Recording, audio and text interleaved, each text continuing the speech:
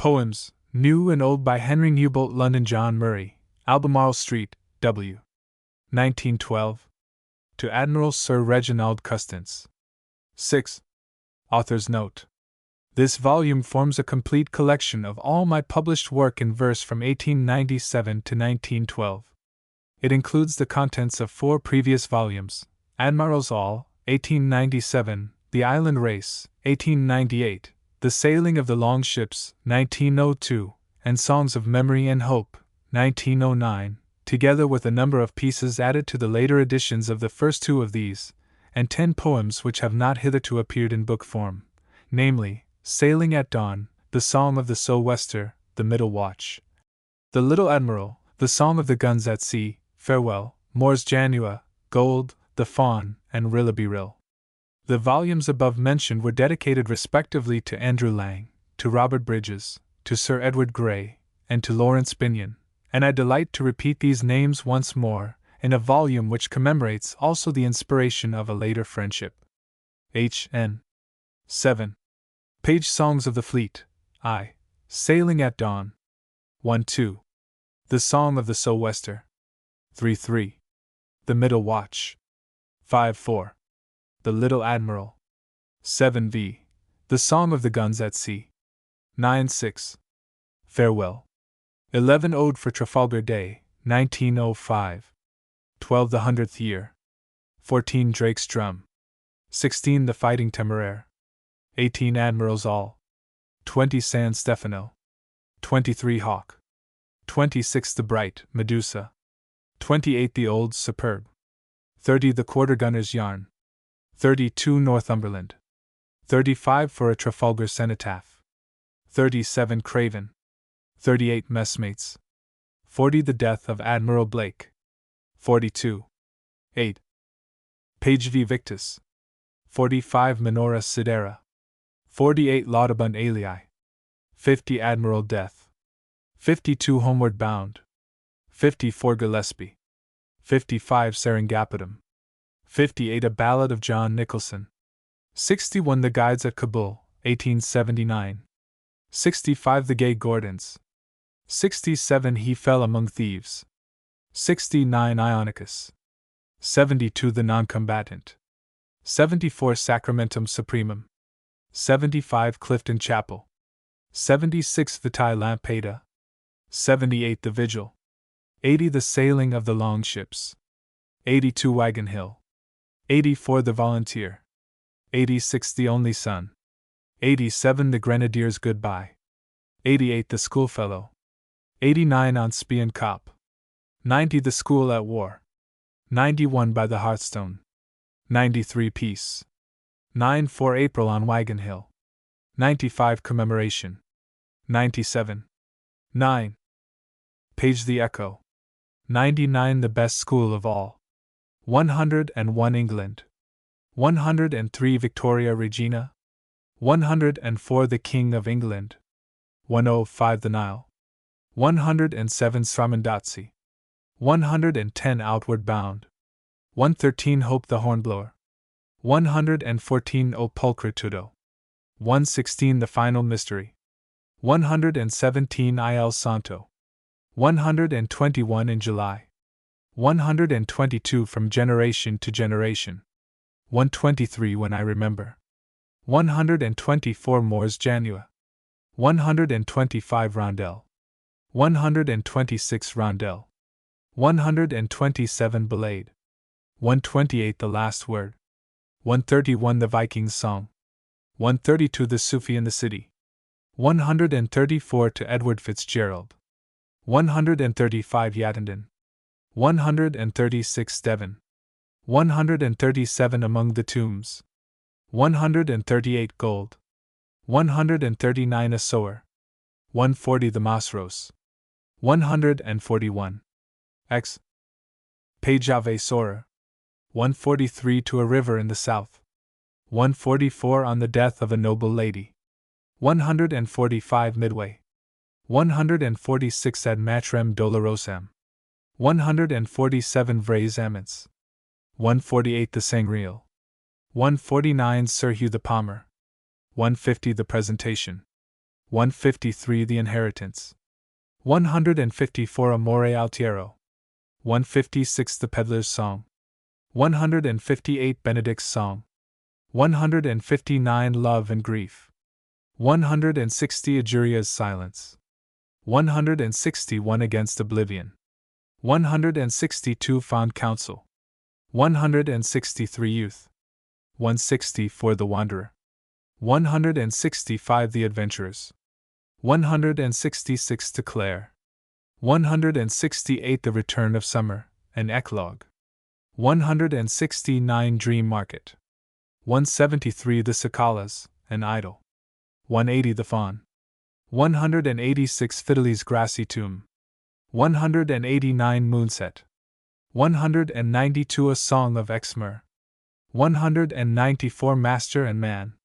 196. 11. Page Gavotte. 198 Imogen. 199 Nel Mezzo del Cammin. 201 The Invasion. 202 Rilabiril. 204 Perunt et Imputanter. 206 Felix Antonius. 208 Ireland, Ireland. 209 Hymn. 210 The Building of the Temple. 212 Epistle. 216 An Essay on Criticism. 220 Le Byron de nos Jours. 225 Notes. 231. O Strength Divine of Roman Days, O Spirit of the Age of Faith, go with our sons on all their ways, when we long since our dust and wraith. 1. Poems, New and Old. Songs of the Fleet. I. Sailing at Dawn. One by one the pale stars die before the day now, one by one the great ships are stirring from their sleep, cables all are rumbling, anchors all away now, now the fleet's afleet again, gliding towards the deep. Now the fleet's afleet again, bound upon the old ways, splendor of the past comes shining in the spray, admirals of old time, bring us on the bold ways. Souls of all the sea dogs, lead the line today. Far away behind us town and tower are dwindling, home becomes a fair dream faded long ago, infinitely glorious the height of heaven is kindling, infinitely desolate the shoreless sea below. Now the fleet's afleet again, bound upon the old ways, splendor of the past comes shining in the spray, admirals of old time, bring us on the bold ways. Souls of all the sea dogs, lead the line today. 2. Once again with proud hearts we make the old surrender, once again with high hearts serve the age to be, not for us the warm life of earth, secure and tender, ours the eternal wandering and warfare of the sea. Now the fleet's afleet again, bound upon the old ways, splendor of the past comes shining in the spray, admirals of old time, bring us on the bold ways. Souls of all the sea dogs, lead the line today. 3. 2. The Song of the Sou'wester. The sun was lost in a leaden sky, and the shore lay under our lee, when a great sou'wester hurricane high came rollicking up the sea. He played with the fleet as a boy with boats till out for the downs we ran, and he laughed with the roar of 1,000 throats at the militant ways of man. Oh! I am the enemy most of might, the other be who you please. Gunner and guns may all be right, flags flying and armor tight, but I am the fellow you first to fight, the giant that swings the seas. A dozen of middies were down below chasing the X they love, while the table curtsied long and slow, and the lamps were giddy above. 4. The lesson was all of a ship and a shot, and some of it may have been true, but the word they heard and never forgot was the word of the wind that blew. Oh! I am the enemy most of might, the other be who you please. Gunner and guns may all be right, flags flying and armor tight, but I am the fellow you first to fight, the giant that swings the seas. The middy with luck is a captain soon, with luck he may hear one day his own big guns humming the tune. 'Twas in Trafalgar's Bay. But wherever he goes, with friends or foes, and whatever may there befall, he'll hear forever a voice he knows forever defying them all. Oh! I am the enemy most of might, the other be who you please. Gunner and guns may all be right, flags flying and armor tight, but I am the fellow you first to fight, the giant that swings the seas. 5. 3. The Middle Watch. In a blue dust the ship astern uplifts her slender spars, with golden lights that seem to burn among the silver stars. Like fleets along a cloudy shore the constellations creep, like planets on the ocean floor our silent course we keep. And over the endless plain, out of the night forlorn rises a faint refrain, a song of the day to be born. Watch, oh watch till ye find again life and the land of morn. From a dim west to a dark east our lines unwavering head, as if their motion long had ceased and time itself were dead. 6. Vainly we watch the deep below, vainly the void above, they died 1,000 years ago, life and the land we love. But over the endless plain, out of the night forlorn rises a faint refrain, a song of the day to be born. Watch, oh watch till ye find again life and the land of morn. 7. 4. The Little Admiral. Stand by to reckon up your battleships 10, 20, 30, there they go. Brag about your cruisers like leviathans, 1,000 men apiece down below. But here's just one little admiral, we're all of us his brothers and his sons, and he's worth, oh he's worth at the very least double all your tons and all your guns. Stand by, etc. See them on the forebridge signaling, a score of men hauling hand to hand, and the whole fleet flying like the wild geese moved by some mysterious command. Where's the mighty will that shows the way to them, the mind that sees ahead so quick and clear? He's there, sir, walking all alone there, the little man whose voice you never hear. Stand by, etc. 8. There are queer things that only come to sailormen. They're true, but they're never understood, and I know one thing about the Admiral, that I can't tell rightly as I should. I've been with him when hopes sank under us. He hardly seemed immortal like the rest. I could swear that he had stars upon his uniform, and one sleeve pinned across his breast. Stand by, etc. Some day we're bound to sight the enemy. He's coming, though he hasn't yet a name. Keel to keel and gun to gun he'll challenge us to meet him at the great Armada game. None knows what may be the end of it, but we'll all give our bodies and our souls to see the little Admiral A playing him a rubber of the old long bowls. Stand by, etc. 9. The Song of the Guns at Sea. Oh hear! Oh hear! Across the sullen tide, across the echoing dome horizon wide, what pulse of fear beats, with tremendous boom? What call of instant doom, with thunderstroke of terror and of pride, with urgency that may not be denied, reverberates upon the heart's own drum? Come! Come! For thou must come! Come forth, O soul! This is thy day of power. This is the day and this the glorious hour that was the goal of thy self-conquering strife. The love of child and wife, the fields of earth and the wide ways of thought, did not thy purpose count them all as not that in this moment thou thyself mayst give and in thy country's life forever live? 10.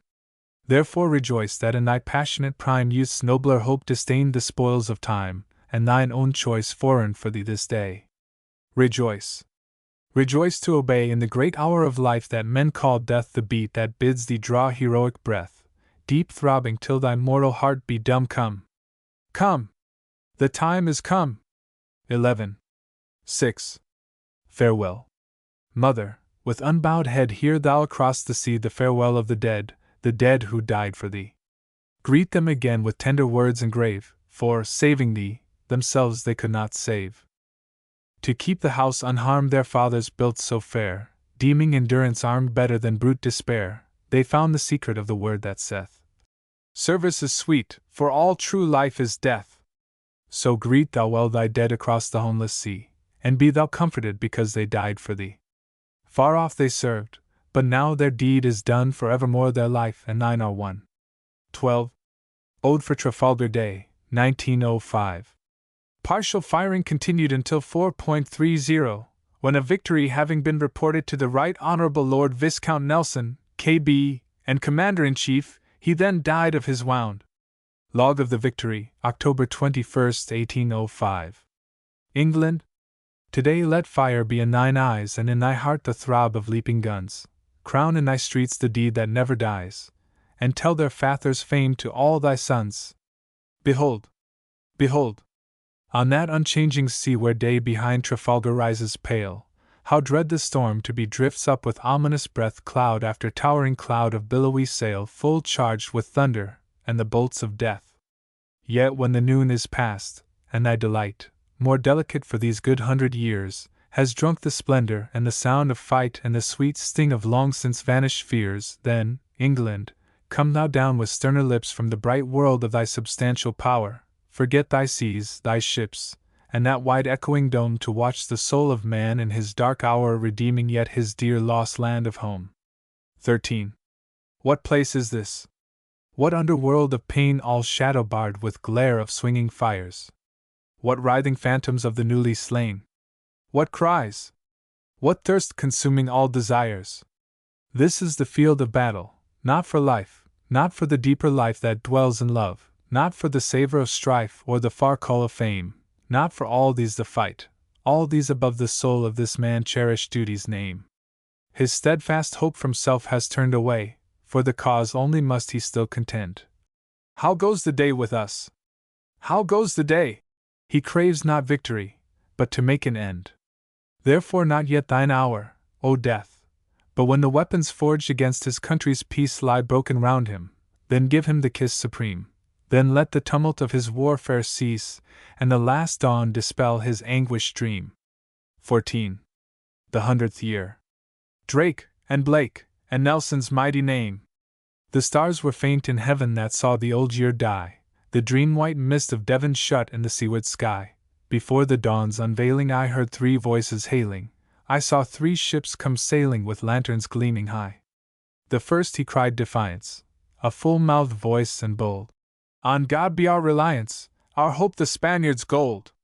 With a still, stern ambuscado, with a roaring escalado, we'll sack their El Dorado and storm their dungeon hold. Then slowly spake the second, a great sad voice and deep. When all your gold is reckoned, there is but this to keep. 15. To stay the foe from fooling, to learn the heathen's schooling, to live and die sea ruling, and home at last to sleep. But the third matched in beauty the dawn that flushed afar. O sons of England, duty is England's morning star, then fame's eternal splendor be theirs who well defend her, and theirs who fain would bend her the night of Trafalgar. 16. Drake's drum. Drake he's in his hammock and 1,000 mile away, Captain, art the sleepin' there below, slung atween the round shot and Nombre Dios Bay, and dreamin' all the time o' Plymouth Hoe. Yonder looms the island, yonder lie the ships, why sailor lads a dancin' heel and toe, on the shore lights flashin', on the night tide dashin', he sees E.T.R.L. so plainly as he saw E.T. long ago. Drake he was a Devon man, and ruled the Devon seas. Captain, art the sleepin' there below, rovin' though his death fell, he went heart at ease, and dreamin' all the time o' Plymouth Hoe. Take my drum to England, hang E.T. by the shore, strike E.T. when your powder's runnin' low. If the Dons sight Devon, I'll quit the port o' heaven, and drum them up the channel as we drummed them long ago. Drake he's in his hammock till the great armadas come. Captain, art the sleepin' there below, slung atween the round shot, listenin' for the drum, and dreamin' all the time o' Plymouth Hoe. 17. Call him on the deep sea, call him up the Sound, call him when ye sail to meet the foe. Where the old trade's plyin' and the old flag flyin', they shall find him wherein wakin', as they found him long ago. 18. The Fighting Temeraire. It was 8 bells ringing, for the morning watch was done, and the gunners' lads were singing as they polished every gun. It was 8 bells ringing, and the gunners' lads were singing, for the ship she rode swinging as they polished every gun. Oh! Till see the linstock lighting, Temeraire! Temeraire! Oh! To hear the round shot biting, Temeraire! Temeraire! Oh! To see the linstock lighting, and to hear the round shot biting, for we're all in love with fighting on the Fighting Temeraire. It was noontide ringing, and the battle just begun, when the ship her way was winging as they loaded every gun. 19. It was noontide ringing, when the ship her way was winging, and the gunners' lads were singing as they loaded every gun. There'll be many grim and gory, Temeraire! Temeraire! There'll be few to tell the story, Temeraire! Temeraire! There'll be many grim and gory, there'll be few to tell the story, but we'll all be one in glory with the Fighting Temeraire. There's a far bell ringing at the setting of the sun, and a phantom voice is singing of the great days done. There's a far bell ringing, and a phantom voice is singing of renown forever clinging to the great days done. Now the sunset breezes shiver, Temeraire! Temeraire! And she's fading down the river, Temeraire! Temeraire! Now the sunset breezes shiver, and she's fading down the river, but in England's song forever she's the fighting Temeraire. 20. Admirals all. Effingham, Grenville, Raleigh, Drake, here's to the bold and free. Benbow, Collingwood, Byron, Blake, hail to the kings of the sea. Admirals all, for England's sake, honor be yours and fame. And honor, as long as waves shall break, to Nelson's peerless name. Admirals all, for England's sake, honor be yours and fame. And honor, as long as waves shall break, to Nelson's peerless name. Essex was fretting in Cadiz Bay with the galleons fair in sight. Howard at last must give him his way, and the word was passed to fight. Never was schoolboy gayer than he, since holidays first began. He tossed his bonnet to wind and sea, and under the guns he ran. 21. Drake nor devil nor Spaniard feared, their cities he put to the sack. He singed his Catholic Majesty's beard, and harried his ships to wrack. He was playing at Plymouth a rubber of bowls when the great Armada came, but he said, "They must wait their turn, good souls," and he stooped, and finished the game. 15 sail were the Dutchman bold, Duncan he had but 2, but he anchored them fast where the Texel shoaled, and his colors aloft he flew. "I've taken the depth to a fathom," he cried, "and I'll sink with a right good will, for I know when we're all of us under the tide, my flag will be fluttering still." Splinters were flying above, below, when Nelson sailed the Sound. "Mark you, I wouldn't be elsewhere now," said he, "for £1,000. The Admiral's signal bade him fly, but he wickedly wagged his head. He clapped the glass to his sightless eye and, "I'm damned if I see it," he said. Admirals all, they said their say, the echoes are ringing still. Admirals all, they went their way to the haven under the hill. 22. But they left us a kingdom none can take, the realm of the circling sea, to be ruled by the rightful sons of Blake and the Rodneys yet to be. Admirals all, for England's sake, honor be yours and fame. And honor, as long as waves shall break, to Nelson's peerless name. 23. San Stefano. A Ballad of the Bold Menelaus. It was morning at St. Helens, in the great and gallant days, and the sea beneath the sun glittered wide, when the frigate set her courses, all a shimmer in the haze, and she hauled her cable home and took the tide. She'd a right fighting company, 300 men and more, 49 guns and tackle running free, and they cheered her from the shore for her colors at the fore, when the bold Menelaus put to sea. Underscore she'd a right fighting company, 300 men and more, 49 guns and tackle running free, and they cheered her from the shore for her colors at the fire, when the bold Menelaus put to sea. Underscore. She was clear of Monte Cristo, she was heading for the land, when she spied a pennant red and white and blue. They were foemen, and they knew it, and they'd half a league in hand, but she flung aloft her royals and she flew. 24. She was nearer, nearer, nearer, they were caught beyond a doubt, but they slipped her into Orbitello Bay, and the lubbers gave a shout as they paid their cables out, with the guns grinning round them where they lay.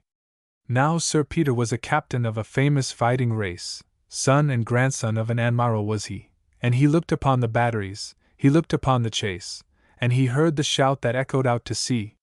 And he called across the decks, "Aye! The cheering might be late if they kept it till the Menelaus runs. Bid the master and his mate heave the lead and lay her straight for the prize lying yonder by the guns." When the summer moon was setting, into Orbitello Bay came the Menelaus gliding like a ghost, and her boats were manned in silence, and in silence pulled away, and in silence every gunner took his post. With a volley from her broadside the citadel she woke, and they hammered back like heroes all the night.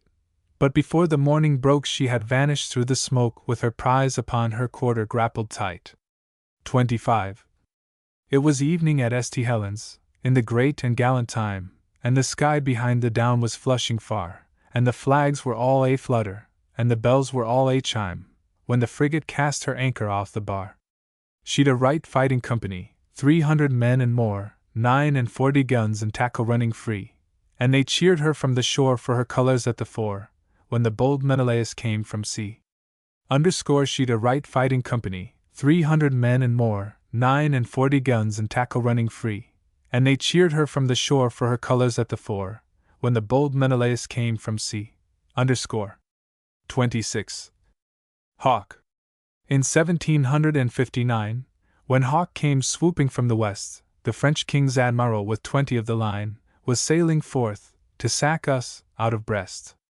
The ports of France were crowded, the quays of France hum with 30,000 soldiers marching to the drum, for bragging time was over and fighting time was come when Hawke came swooping from the west. 'Twas long past noon of a wild November day when Hawke came swooping from the west. He heard the breakers thundering in Quiberon Bay, but he flew the flag for battle, line abreast. Down upon the quicksands roaring out of sight fiercely beat the storm wind, darkly fell the night, but they took the foe for pilot and the cannon's glare for light when Hawke came swooping from the west. The Frenchman turned like a covey down the wind when Hawke came swooping from the west. One he sank with all hands, one he caught and pinned, and the shallows and the storm took the rest. 27. The guns that should have conquered us they rusted on the shore, the men that would have mastered us they drummed and marched no more. For England was England, and a mighty brood she bore when Hawke came swooping from the west. 28. The Bright Medusa. 1807. She's the daughter of the breeze, she's the darling of the seas, and we call her, if you please, the Bright Medu.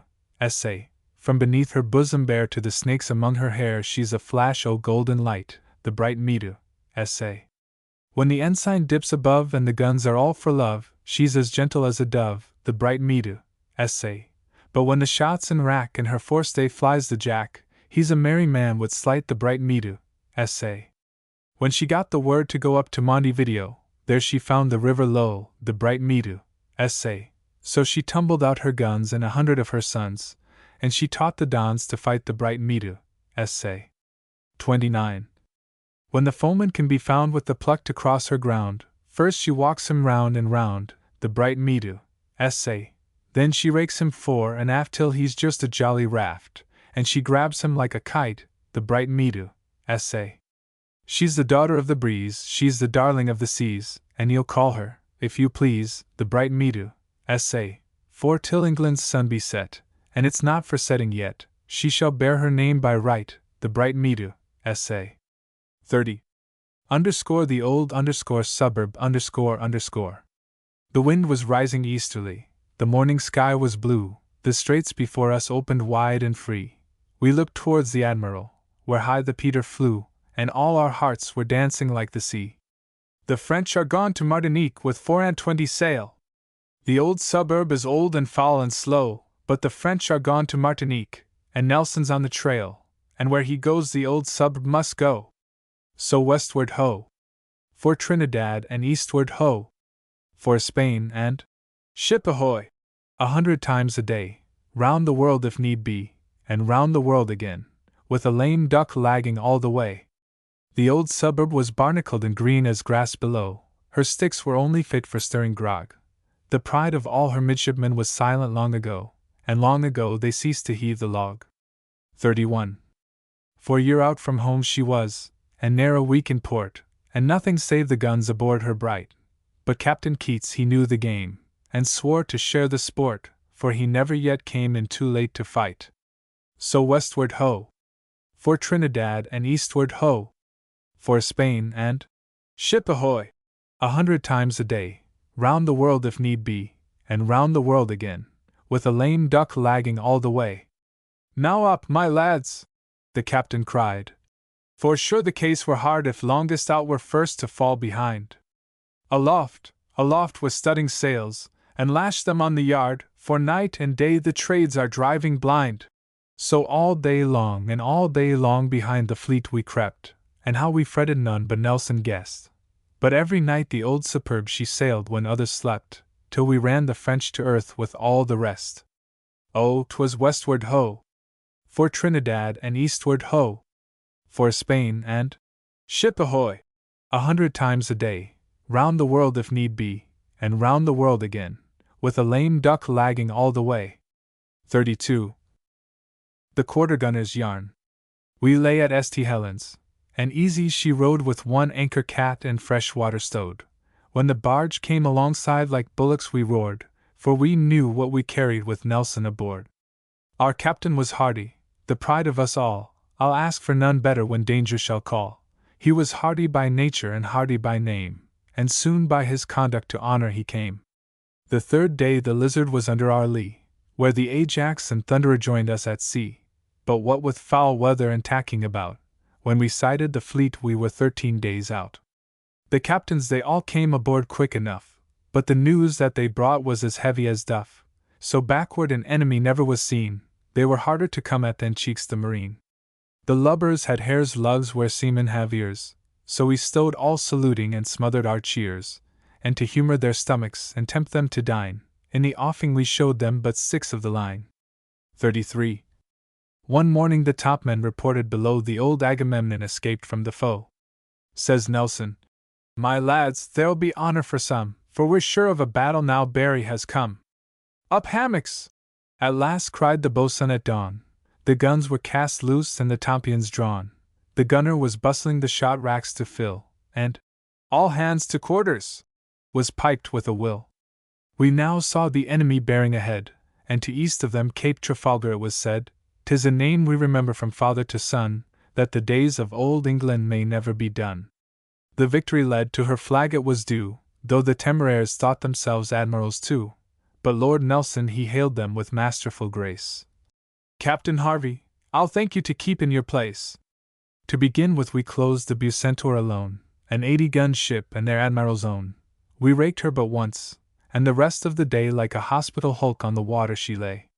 To our battering next the Redoutable struck, but her sharpshooters gave us the worst of the luck. Lord Nelson was wounded, most cruel to tell. "They've done for me, Hardy!" he cried as he fell. 34. To the cockpit in silence they carried him past, and sad were the looks that were after him cast. His face with a kerchief he tried to conceal, but we knew him too well from the truck to the keel. When the captain reported a victory won, "Thank God!" he kept saying, "my duty I've done." At last came the moment to kiss him goodbye, and the captain for once had the salt in his eye. "Now anchor, dear Hardy!" the admiral cried, but before we could make it he fainted and died. All night in the trough of the sea we were tossed, and for want of ground tackle good prizes were lost. Then we hauled down the Hag, at the fore it was red, and blue at the mizzen was hoisted instead by Nelson's famed captain, the pride of each tar, who fought in the victory off Cape Trafalgar. 35. Northumberland. The old and bold. When England sets her banner forth and bids her armor shine, she'll not forget the famous North, the lads of Moor and Tyne. And when the loving cup's in hand, and honor leads the cry, they know not old Northumberland who'll pass her memory by. When Nelson sailed for Trafalgar with all his country's best, he held them dear as brothers are, but one beyond the rest. For when the fleet with heroes manned to clear the decks began, the boast of old Northumberland he sent to lead the van. Himself by victory's bulwark stood and cheered to see the sight.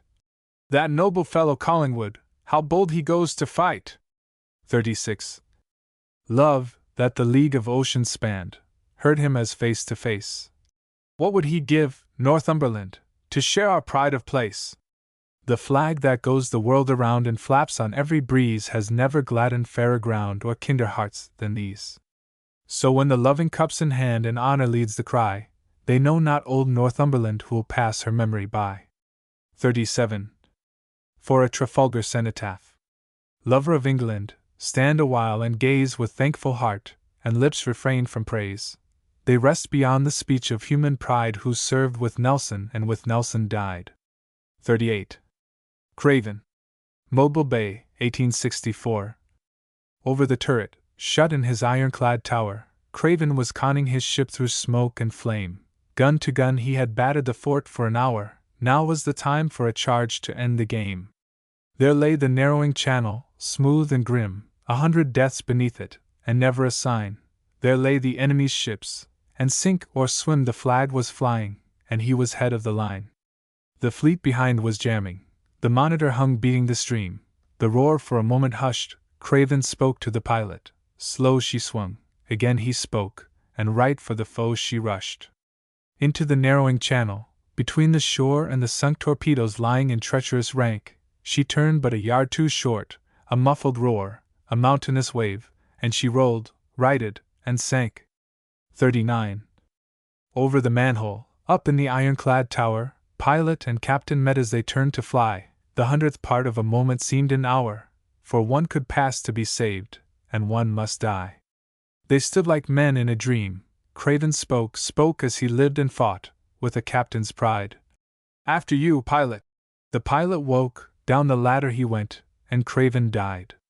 All men praise the deed and the manner, but we set it apart from the pride that stoops to the proud, the strength that is supple to serve the strong and free, the grace of the empty hands and promises loud.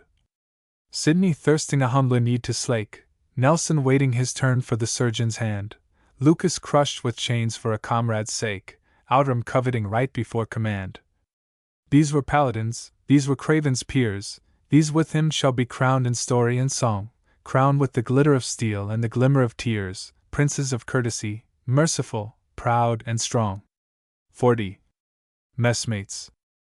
He gave us all a goodbye cheerily at the first dawn of day. We dropped him down the side full drearily when the light died away.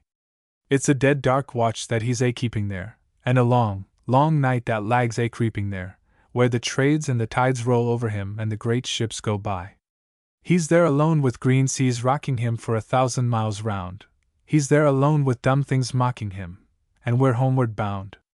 It's a long, lone watch that he's keeping there, and a dead cold night that lags creeping there, while the months and the years roll over him and the great ships go by. I wonder if the tramps come near enough as they thrash to and fro, and the battleship's bells ring clear enough to be heard down below. 41. If through all the lone watch that he's keeping there, and the long, cold night that lags creeping there, the voices of the sailor men shall comfort him when the great ships go by. 42. The death of Admiral Blake. August 7, 1657. Laden with spoil of the South, fulfilled with the glory of achievement, and freshly crowned with never-dying fame, sweeping by shores where the names are the names of the victories of England, across the bay the squadron homeward came. Proudly they came, but their pride was the pomp of a funeral at midnight, when dreader yet the lonely moral looms. Few are the words that are spoken, and faces are gaunt beneath the torchlight that does but darken more the nodding plumes. Lo, on the field of his fame, past hope lay the Admiral triumphant, and fain to rest him after all his pain. Yet for the love that he bore to his own land, ever unforgotten, he prayed to see the western hills again. 43. Fainter than stars in a sky long gray with the coming of the daybreak, or sounds of night that fade when night is done, so in the death dawn faded the splendor and loud renown of warfare, and life of all its longings kept but one. Oh! To be there for an hour when the shade draws in beside the hedgerows, and falling apples wake the drowsy noon. Oh! For the hour when the elms grow somber and human in the twilight, and gardens dream beneath the rising moon. Only to look once more on the land of the memories of childhood, forgetting weary winds and barren foam. Only to bid farewell to the coombe and the orchard and the moorland, and sleep at last among the fields of home. So he was silently praying, till now, when his strength was ebbing faster, the lizard lay before them faintly blue. Now on the gleaming horizon the white cliffs laughed along the coastline, and now the forelands took the shapes they knew. 44. There lay the Sound and the island with green leaves down beside the water, the town, the Hoe, the masts with sunset fired, dreams. Aye, dreams of the dead. For the great heart faltered on the threshold, and darkness took the land his soul desired. 45. Vivictus. Beside the placid sea that mirrored her with the old glory of dawn that cannot die, the sleeping city began to moan and stir, as one that fain from an ill dream would fly. Yet more she feared the daylight bringing nigh such dreams as know not sunrise, soon or late, visions of honor lost and power gone by, of loyal valor betrayed by factious hate, and craven sloth that shrank from the labor of forging fate. They knew and knew not, this bewildered crowd that up her streets in silence hurrying past, what manner of death should make their anguish loud, what corpse across the funeral pyre be cast, for none had spoken it.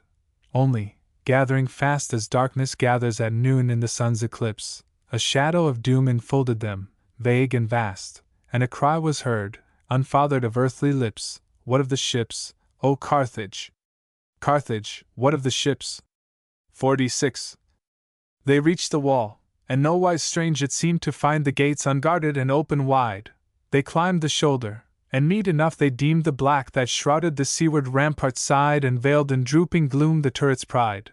But this was not, for suddenly down the slope they saw the harbor, and sense within them died. Keel nor mast was there, rudder nor rope, it lay like a sea-hawk's eyrie spoiled of life and hope. Beyond, where dawn was a glittering carpet, rolled from sky to shore on level and endless seas, hardly their eyes discerned in a dazzle of gold that here in 50s, yonder in 2s and 3s, the ships they sought, like a swarm of drowning bees by a wanton gust on the pool of a mill-dam hurled, floated forsaken of life-giving tide and breeze, their oars broken, their sails forever furled. Forever deserted the bulwarks that guarded the wealth of the world. A moment yet, with breathing quickly drawn and hands agrip, the Carthaginian folk stared in the bright, untroubled face of dawn, and strove with vehement heat denial to choke their sure surmise of fate's impending stroke. 47. Vainly, for even now beneath their gaze 1,000 delicate spires of distant smoke reddened the disk of the sun with a stealthy haze, and the smoldering grief of a nation burst with the kindling blaze. O dying Carthage! So their passion raved. Would not but these the conqueror's hate assuage? If these be taken, how may the land be saved whose meat and drink was empire, age by age? And bitter memory cursed with idle rage the greed that coveted gold above renown, the feeble hearts that feared their heritage, the hands that cast the sea king's scepter down and left to alien brows their famed ancestral crown. The endless noon, the endless evening through, all other needs forgetting, great or small, they drank despair with thirst whose torment grew as the hours died beneath that stifling pall. At last they saw the fires to blackness fall one after one, and slowly turn them home, a little longer yet their own to call a city enslaved, and where the bonds of Rome, with weary hearts foreboding all the woe to come. 48. Minora Sidera. The Dictionary of National Biography. Sitting at times over a hearth that burns with dull domestic glow, my thought, leaving the book, gratefully turns to you who planned it so. Not of the great only you deign to tell, the stars by which we steer, but lights out of the night that flashed, and fell to night again, are here. Such as were those dogs of an elder day, who sacked the golden ports, and those later who dared grapple their prey beneath the harbor forts. Some with flag at the fore, sweeping the world to find an equal fight, and some who joined war to their trade, and hurled ships of the line in flight. 49. Whether their fame centuries long should ring they cared not overmuch, but cared greatly to serve God and the King, and keep the Nelson touch. And fought to build Britain above the tide of wars and windy fate, and past content, leaving to us the pride of lives obscurely great. 50. Laudabund alii. After Horace. Let others praise, as fancy wills, Berlin beneath her trees, or Rome upon her 7 hills, or Venice by her seas, Stamboul by double tides embraced, or green Damascus in the waste. For me there's naught I would not leave for the good Devon land, whose orchards down the echoing Cleve bedewed with spraydrift stand, and hardly bear the red fruit up that shall be next year's cider cup. You too, my friend, may wisely mark how clear skies follow rain, and lingering in your own green park, or drilled on Lafayette's plain, forget not with the festal bowl to soothe at times your weary soul. 51.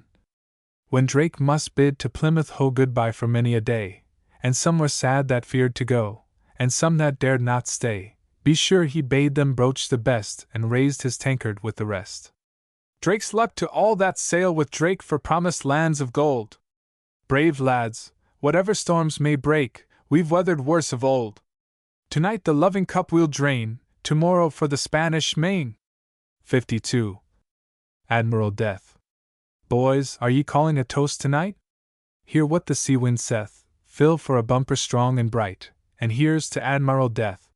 He's sailed in 100 builds, O boat, he's fought in 1,000 kinds, O coat, he's the senior flag of all that float, and his name's Admiral Death.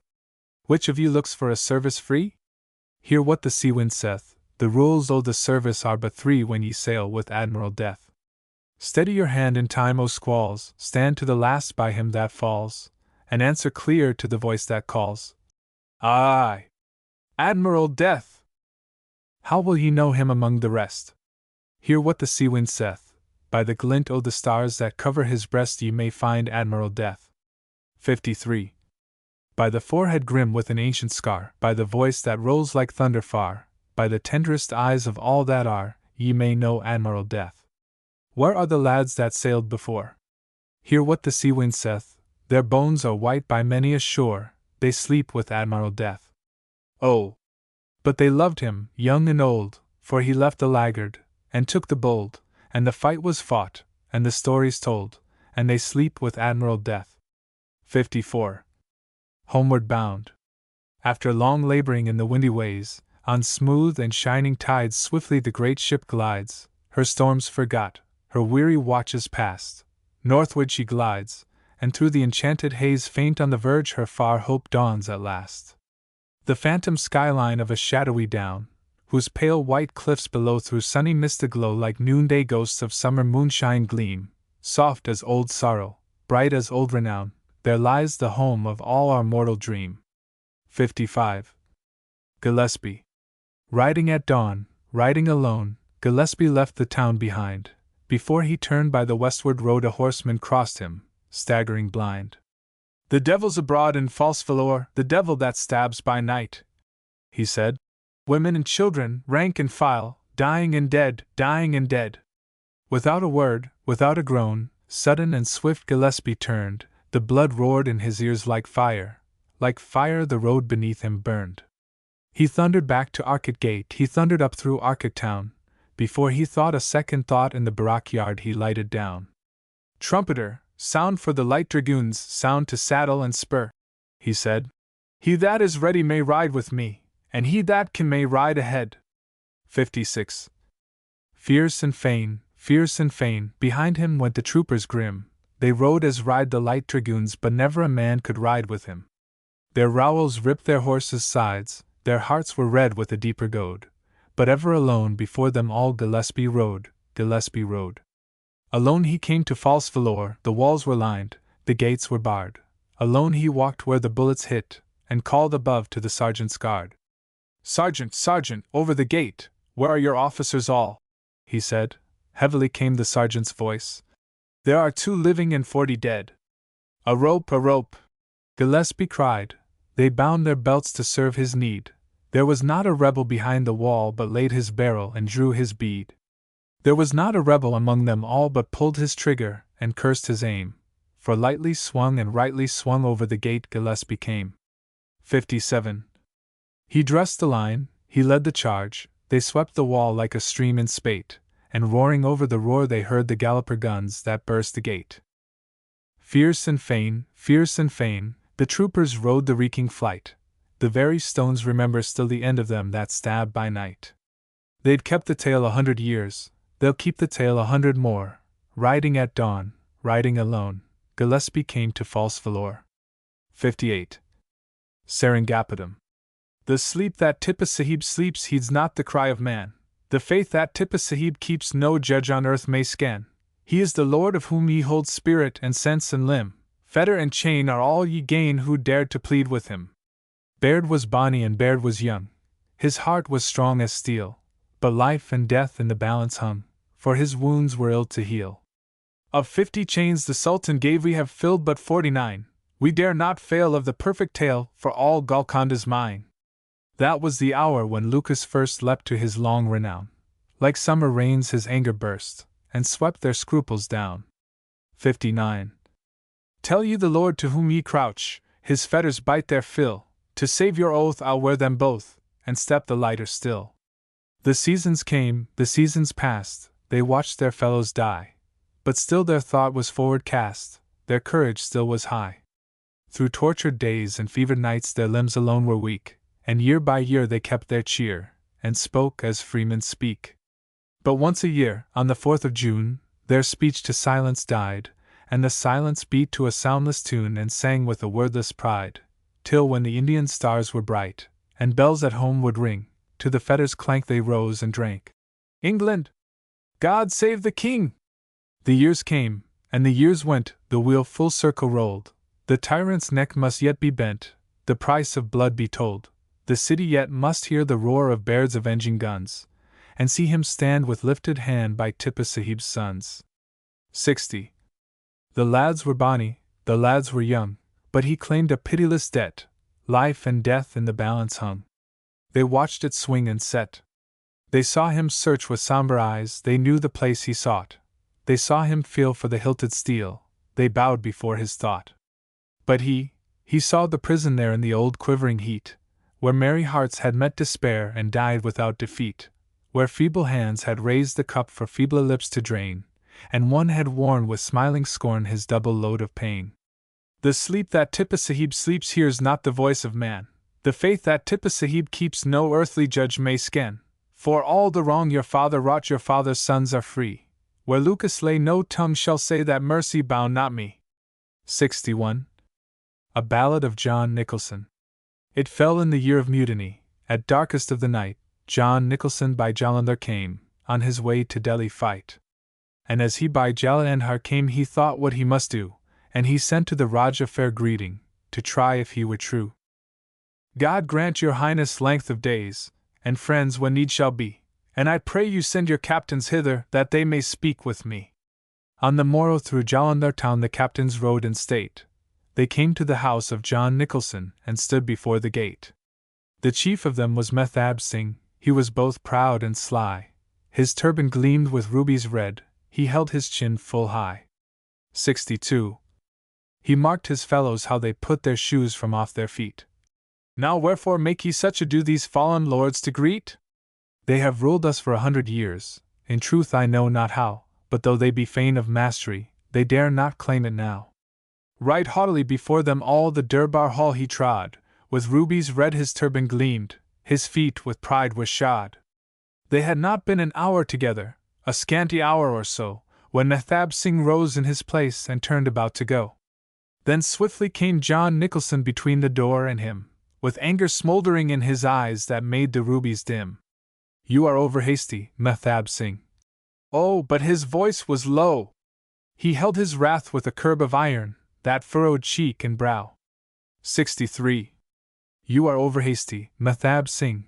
When that the rest are gone, I have a word that may not wait to speak with you alone. The captains passed in silence forth and stood the door behind. To go before the game was played, be sure they had no mind. But there within John Nicholson turned him on Mehtab Singh. So long as the soul is in my body, you shall not do this thing. Have ye served us for 100 years, and yet ye know not why? We brook no doubt of our mastery, we rule until we die. Were I the one last Englishman drawing the breath of life, and you the master rebel of all that stir this land to strife. Were I, he said, but a corporal, and you a Rajput king, so long as the soul was in my body you should not do this thing. 64. Take off those shoes of pride, carry them whence they came. Your captains saw your insolence, and they shall see your shame. When Mehtab Singh came to the door, his shoes they burned his hand, for there in long and silent lines he saw the captains stand. When Mehtab Singh rode from the gate, his chin was on his breast. The captains said, when the strong command, obedience is best. 65. The Guides at Kabul. 1879. Sons of the island race, wherever you dwell, who speak of your fathers' battles with lips that burn, the deed of an alien legion hear me tell, and think not shame from the hearts ye tame to learn, when succor shall fail and the tide for a season turn, to fight with a joyful courage, a passionate pride, to die at the last as the Guides at Kabul died. For a handful of 70 men in a barrack of mud, foodless, waterless, dwindling one by one, answered 1,000 yelling for English blood with stormy volleys that swept them gunner from gun, and charge on charge in the glare of the Afghan sun, till the walls were shattered wherein they crouched at bay, and dead or dying half of the 70 lay. Twice they had taken the cannon that wrecked their hold, twice toiled in vain to drag it back, thrice they toiled, and alone, wary and bold, whirling a hurricane sword to scatter the wrack, Hamilton, last of the English, covered their track. Never give in, he cried, and he heard them shout, and grappled with death as a man that knows not doubt. 66. And the guides looked down from their smoldering barrack again, and behold, a banner of truce, and a voice that spoke. Come, for we know that the English all are slain, we keep no feud with men of a kindred folk, rejoice with us to be free of the conqueror's yoke. Silence fell for a moment, then was heard a sound of laughter and scorn, and an answering word. Is it we or the lords we serve who have earned this wrong, that ye call us to flinch from the battle they bade us fight?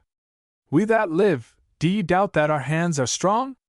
They that have fallen, ye know that their blood was bright. Think ye the guides will barter for lust of the light the pride of an ancient people in warfare bred, honor or comrades living, and faith to the dead? Then the joy that spurs the warrior's heart to the last thundering gallop and sheer leap came on the men of the guides. They flung apart the doors not all their valor could longer keep. They dressed their slender line. They breathed deep, and with never a foot lagging or head bent, to the clash and clamor and dust of death they went. 67. The Gay Gordons. Dargai, October 20th, 1897. Who's for the gathering, who's for the fair? Gay goes the Gordon to a fight, the bravest of the brave are at deadlock there, Highlanders. March!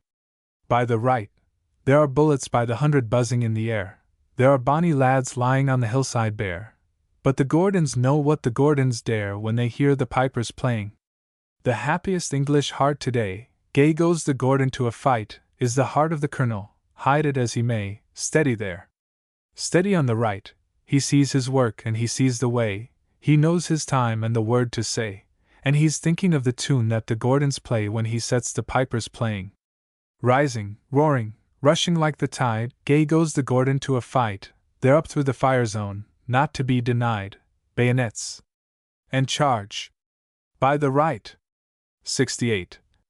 30 bullets straight where the rest went wide, and 30 lads are lying on the bare hillside, but they passed in the hour of the Gordon's pride, to the skirl of the pipers playing. 69. He fell among thieves. Ye have robbed, said he. Ye have slaughtered and made an end, take your ill-got plunder, and bury the dead, what will ye more of your guest and sometime friend? Blood for our blood, they said. He laughed. If one may settle the score for 5, I am ready, but let the reckoning stand till day, I have loved the sunlight as dearly as any alive. You shall die at dawn, said they. He flung his empty revolver down the slope, he climbed alone to the eastward edge of the trees. All night long in a dream untroubled of hope he brooded, clasping his knees. He did not hear the monotonous roar that fills the ravine where the Yassen River sullenly flows. He did not see the starlight on the Lasper hills, or the far Afghan snows. 70. He saw the April noon on his books aglow, the wisteria trailing in at the window wide. He heard his father's voice from the terrace below calling him down to ride. He saw the grey little church across the park, the mounds that hide the loved and honored dead, the Norman arch, the chancel softly dark, the brasses black and red. He saw the school close, sunny and green, the runner beside him, the stand by the parapet wall, the distant tape, and the crowd roaring between his own name over all. He saw the dark wainscot and timbered roof, the long tables, and the faces merry and keen, the college eight and their trainer dining aloof, the dons on the dais serene. He watched the liner's stem plowing the foam, he felt her trembling speed and the thrash of her screw. He heard her passengers' voices talking of home, he saw the flag she flew. And now it was dawn. He rose strong on his feet, and strode to his ruined camp below the wood. He drank the breath of the morning cool and sweet. His murderers round him stood. 71. Light on the Lasper hills was broadening fast, the blood-red snow peaks chilled to a dazzling white. He turned, and saw the golden circle at last, cut by the eastern height. O glorious life, who dwellest in earth and sun, I have lived, I praise and adore thee. A sword swept. Over the past the voices one by one faded, and the hills slept. 72. Ionicus. I live, I am old, I return to the ground, blow trumpets. And still I can dream to the sound. William Corey. With failing feet and shoulders bowed beneath the weight of happier days, he lagged among the heedless crowd, or crept along suburban ways. But still through all his heart was young, his mood a joy that naught could mar, a courage, a pride, a rapture, sprung of the strength and splendor of England's war. From ill-requited toil he turned to ride with Picton and with Pack, among his grammars inly burned to storm the Afghan mountain track. When midnight chimed, before Quebec he watched with Wolfe till the morning star. At noon he saw from victory's deck the sweep and splendor of England's war. 73. Beyond the book his teaching sped, he left on whom he taught the trace of kinship with the deathless dead, and faith in all the island race. He passed. His life a tangle seemed, his age from fame and power was far, but his heart was high to the end, and dreamed of the sound and splendor of England's war. 74. The non-combatant. Among a race high-handed, strong of heart, sea-rovers, conquerors, builders in the waste, he had his birth, a nature too complete, eager and doubtful, no man's soldier sworn and no man's chosen captain, born to fail, a name without an echo, yet he too within the cloister of his narrow days fulfilled the ancestral rites, and kept alive the eternal fire, it may be, not in vain. For out of those who dropped a downward glance upon the weakling huddled at his prayers, perchance some looked beyond him, and then first beheld the glory, and what shrine it filled, and to what spirit sacred, or perchance some heard him chanting, though but to himself, the old heroic names, and went their way, and hummed his music on the march to death. 75. Sacramentum Supremum. Moncton, March 6, 1905. You that with me have fought and failed and fought to the last desperate trench of battle's crest, not yet to sleep, not yet, our work is not, on that last trench the fate of all may rest, draw near, my friends, and let your thoughts be high, great hearts are glad when it is time to give, life is no life to him that dares not die, and death no death to him that dares to live. Draw near together, none be last or first, we are no longer names, but one desire, with the same burning of the soul we thirst, and the same wine tonight shall quench our fire. Drink! To our fathers who begot us men, to the dead voices that are never dumb, then to the land of all our loves, and then to the long parting, and the age to come. 76. Clifton Chapel. This is the chapel. Here, my son, your father thought the thoughts of youth, and heard the words that one by one the touch of life has turned to truth. Here in a day that is not far, you too may speak with noble ghosts of manhood, and the vows of war you made before the Lord of hosts. To set the cause above renown, to love the game beyond the prize, to honor, while you strike him down, the foe that comes with fearless eyes, to count the life of battle good, and dear the land that gave you birth, and dearer yet the brotherhood that binds the brave of all the earth. My son, the oath is yours, the end is his, who built the world of strife, who gave his children pain for friend, and death for surest hope of life. 77. Today and here the fight's begun, of the great fellowship you're free, henceforth the school and you are one, and what you are, the race shall be. God send you fortune, yet be sure, among the lights that gleam and pass, you'll live to follow none more pure than that which glows on yonder brass. K. Procol-Hink. The legends writ, the frontier grave is far away. Ca ante diem periet, said Miles, said pro patria. 78. The tie lampada. There's a breathless hush in the close tonight, 10 to make and the match to win, a bumping pitch and a blinding light, an hour to play and the last man in. And it's not for the sake of a ribbon coat, or the selfish hope of a season's fame, but his captain's hand on his shoulder smote. Play up! Play up! And play the game! The sand of the desert is sodden red, red with the wreck of a square that broke, the Gatlings jammed and the colonel dead, and the regiment blind with dust and smoke. The river of death has brimmed his banks, and England's far, and honor a name, but the voice of a schoolboy rallies the ranks. Play up! Play up! And play the game! This is the word that year by year, while in her place the school is set, every one of her sons must hear, and none that hears it dare forget. 79. This they all with a joyful mind bear through life like a torch in flame, and falling fling to the host behind. Play up! Play up! And play the game! 80. The Vigil.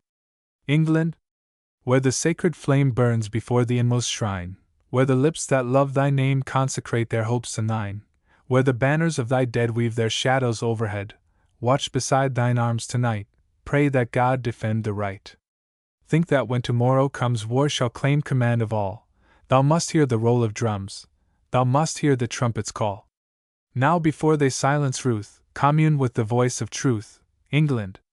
On thy knees tonight pray that God defend the right. Hast thou counted up the cost, what to foeman, what to friend? Glory sought is honor lost, how should this be knighthood's end? 81. Knowst thou what is hatred's meed? What the surest gain of greed? England?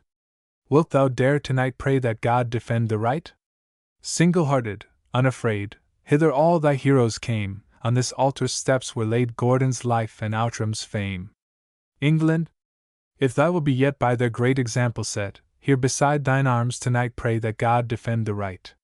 So shalt thou when morning comes rise to conquer or to fall, joyful hear the rolling drums, joyful hear the trumpet's call. Then let memory tell thy heart, England! What thou wert thou art! Gird thee with thine ancient might forth, and God defend the right. 82. The sailing of the longships.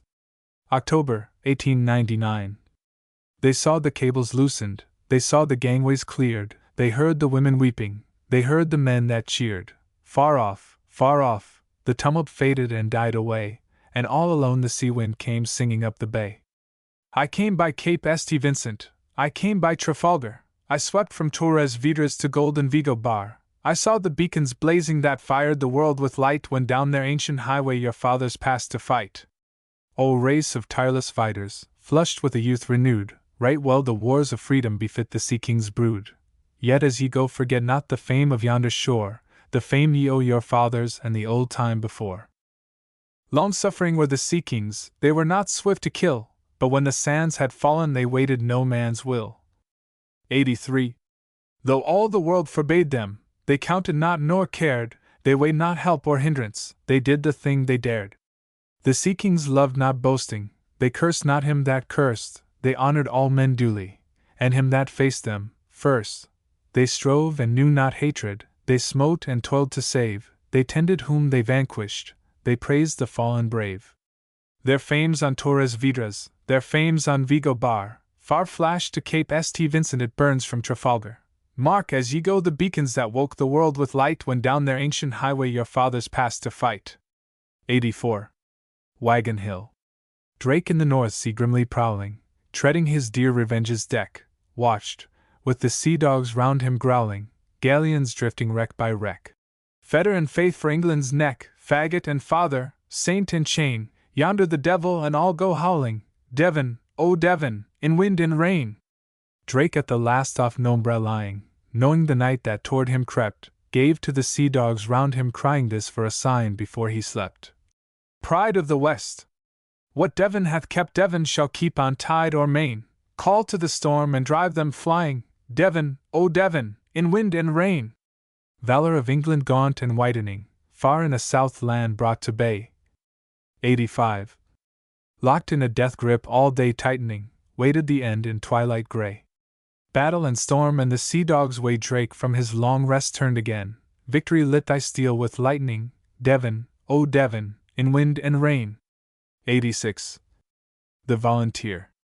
He leapt to arms unbidden, unneeded, overbold, his face by earth is hidden, his heart in earth is cold. Curse on the reckless daring that could not wait the call, the proud fantastic bearing that would be first to fall. O tears of human passion, blur not the image true, this was not folly's fashion, this was the man we knew. 87. The only sun. O bitter wind toward the sunset blowing, what of the dales tonight? In yonder grey old hall what fires are glowing, what ring of festal light? In the great window as the day was dwindling I saw an old man stand. His head was proudly held and his eyes kindling, but the list shook in his hand. O wind of twilight, was there no word uttered, no sound of joy or wail? A great fight and a good death, he muttered, trust him, he would not fail. What of the chamber dark where she was lying for whom all life is done? Within her heart she rocks a dead child, crying my son, my little son. 88. The Grenadiers' Goodbye. When Lieutenant Murray fell, The only words he spoke were, "Forward, Grenadiers! Press telegram!" Here they halted, here once more hand from hand was rent, here his voice above the roar rang, and on they went. Yonder out of sight they crossed, yonder died the cheers. One word lives where all is lost. Forward, Grenadiers! This alone he asked of fame, this alone of pride. Still with this he faced the flame, answered death, and died. Crest of battle sunward tossed, song of the marching years, this shall live though all be lost. Forward, Grenadiers! 89. The schoolfellow. Our game was his but yesteryear.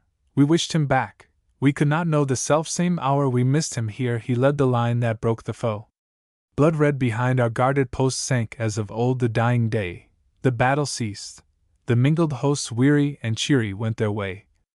Tomorrow well may bring, we said, as fair a fight, as clear a Sunday.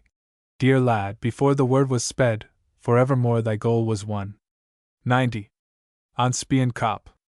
Foremost of all on battle's fiery steep, here virtue fell, and here he sleeps his sleep. Asterisk, a fairer name no Roman ever gave to stand sole monument on valor's grave. Asterisk, Major N. H. Virtue, of the Buffs, Brigade Major to General Woodgate, was buried where he fell, on the edge of Spion Kop, in front of the British position. 91. The school at war. All night before the brink of death in fitful sleep the army lay, for through the dream that stilled their breath too gauntly glared the coming day. But we, within whose blood there leaps the fullness of a life as wide as Avon's water where he sweeps seaward at last with Severn's tide, we heard beyond the desert night the murmur of the fields we knew, and our swift souls with one delight like homing swallows northward flew. We played again the immortal games, and grappled with the fierce old friends, and cheered the dead undying names, and sang the song that never ends. Till, when the hard, familiar bell told that the summer night was late, where long ago we said farewell by the old gate. 92. O captains unforgot! They cried. Come you again or come no more, across the world you keep the pride, across the world we mark the score. 93. By the hearthstone. By the hearthstone she sits alone, the long night bearing, with eyes that gleam into the dream of the firelight staring. Low and more low the dying glow burns in the embers, she nothing heeds and nothing needs, only remembers. 94. Peace. 1902. No more to watch by night's eternal shore, with England's chivalry at dawn to ride, no more defeat, faith, victory, oh! No more a cause on earth for which we might have died. 95. April on Wagon Hill. Lad, and can you rest now, there beneath your hill? Your hands are on your breast now, but is your heart so still? 'Twas the right death to die, lad, a gift without regret, but unless truth's a lie, lad, you dream of Devon yet. Aye, the year's awaking, the fires among the ling, the beechen hedge is breaking, the curlews on the wing, primroses are out, lad, on the high banks of Lee, and the sun stirs the trout, lad, from Brendan to the sea. I know what's in your heart, lad, the mare he used to hunt, and her blue market cart, lad, with posies tied in front. 96. We miss them from the moor road, they're getting old to roam, the road they're on's a sure road and nearer, lad, to home. Your name, the name they cherish?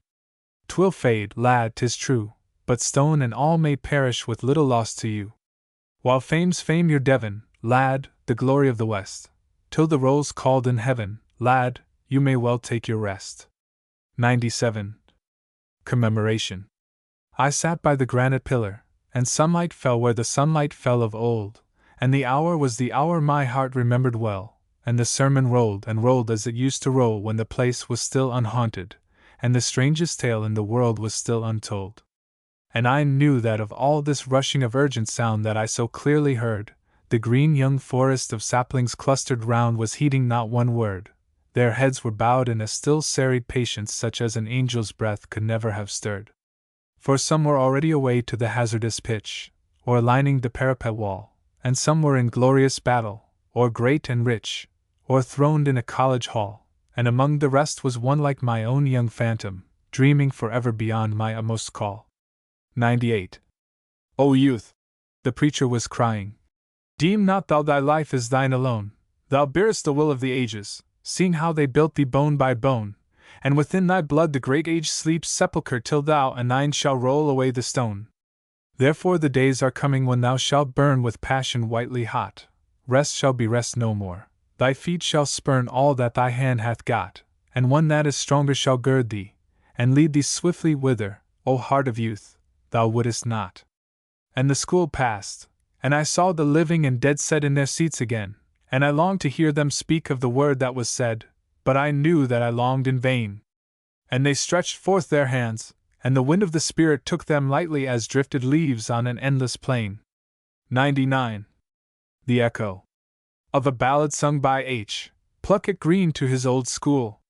Twice 300 boys were we, long ago, where the downs look out to the Severn Sea. Clifton for aye. We held by the game and hailed the team, for many could play where few could dream. City of Song shall stand alway. Some were for profit and some for pride, long ago, some for the flag they lived and died. Clifton for aye. The work of the world must still be done, and minds are many though truth be one. City of Song shall stand alway. But a lad there was to his fellows sang, long ago, and soon the world to his music rang. Clifton for aye. 100. Follow your captains, crown your kings, but what will ye give to the lad that sings? City of Song shall stand alway. For the voice ye hear is the voice of home, long ago, and the voice of youth with the world to roam. Clifton for aye. The voice of passion in human tears, and the voice of the vision that lights the years. City of Song shall stand alway. 101. The best school of all. It's good to see the school we knew, the land of youth and dream, to greet again the rule we knew before we took the stream.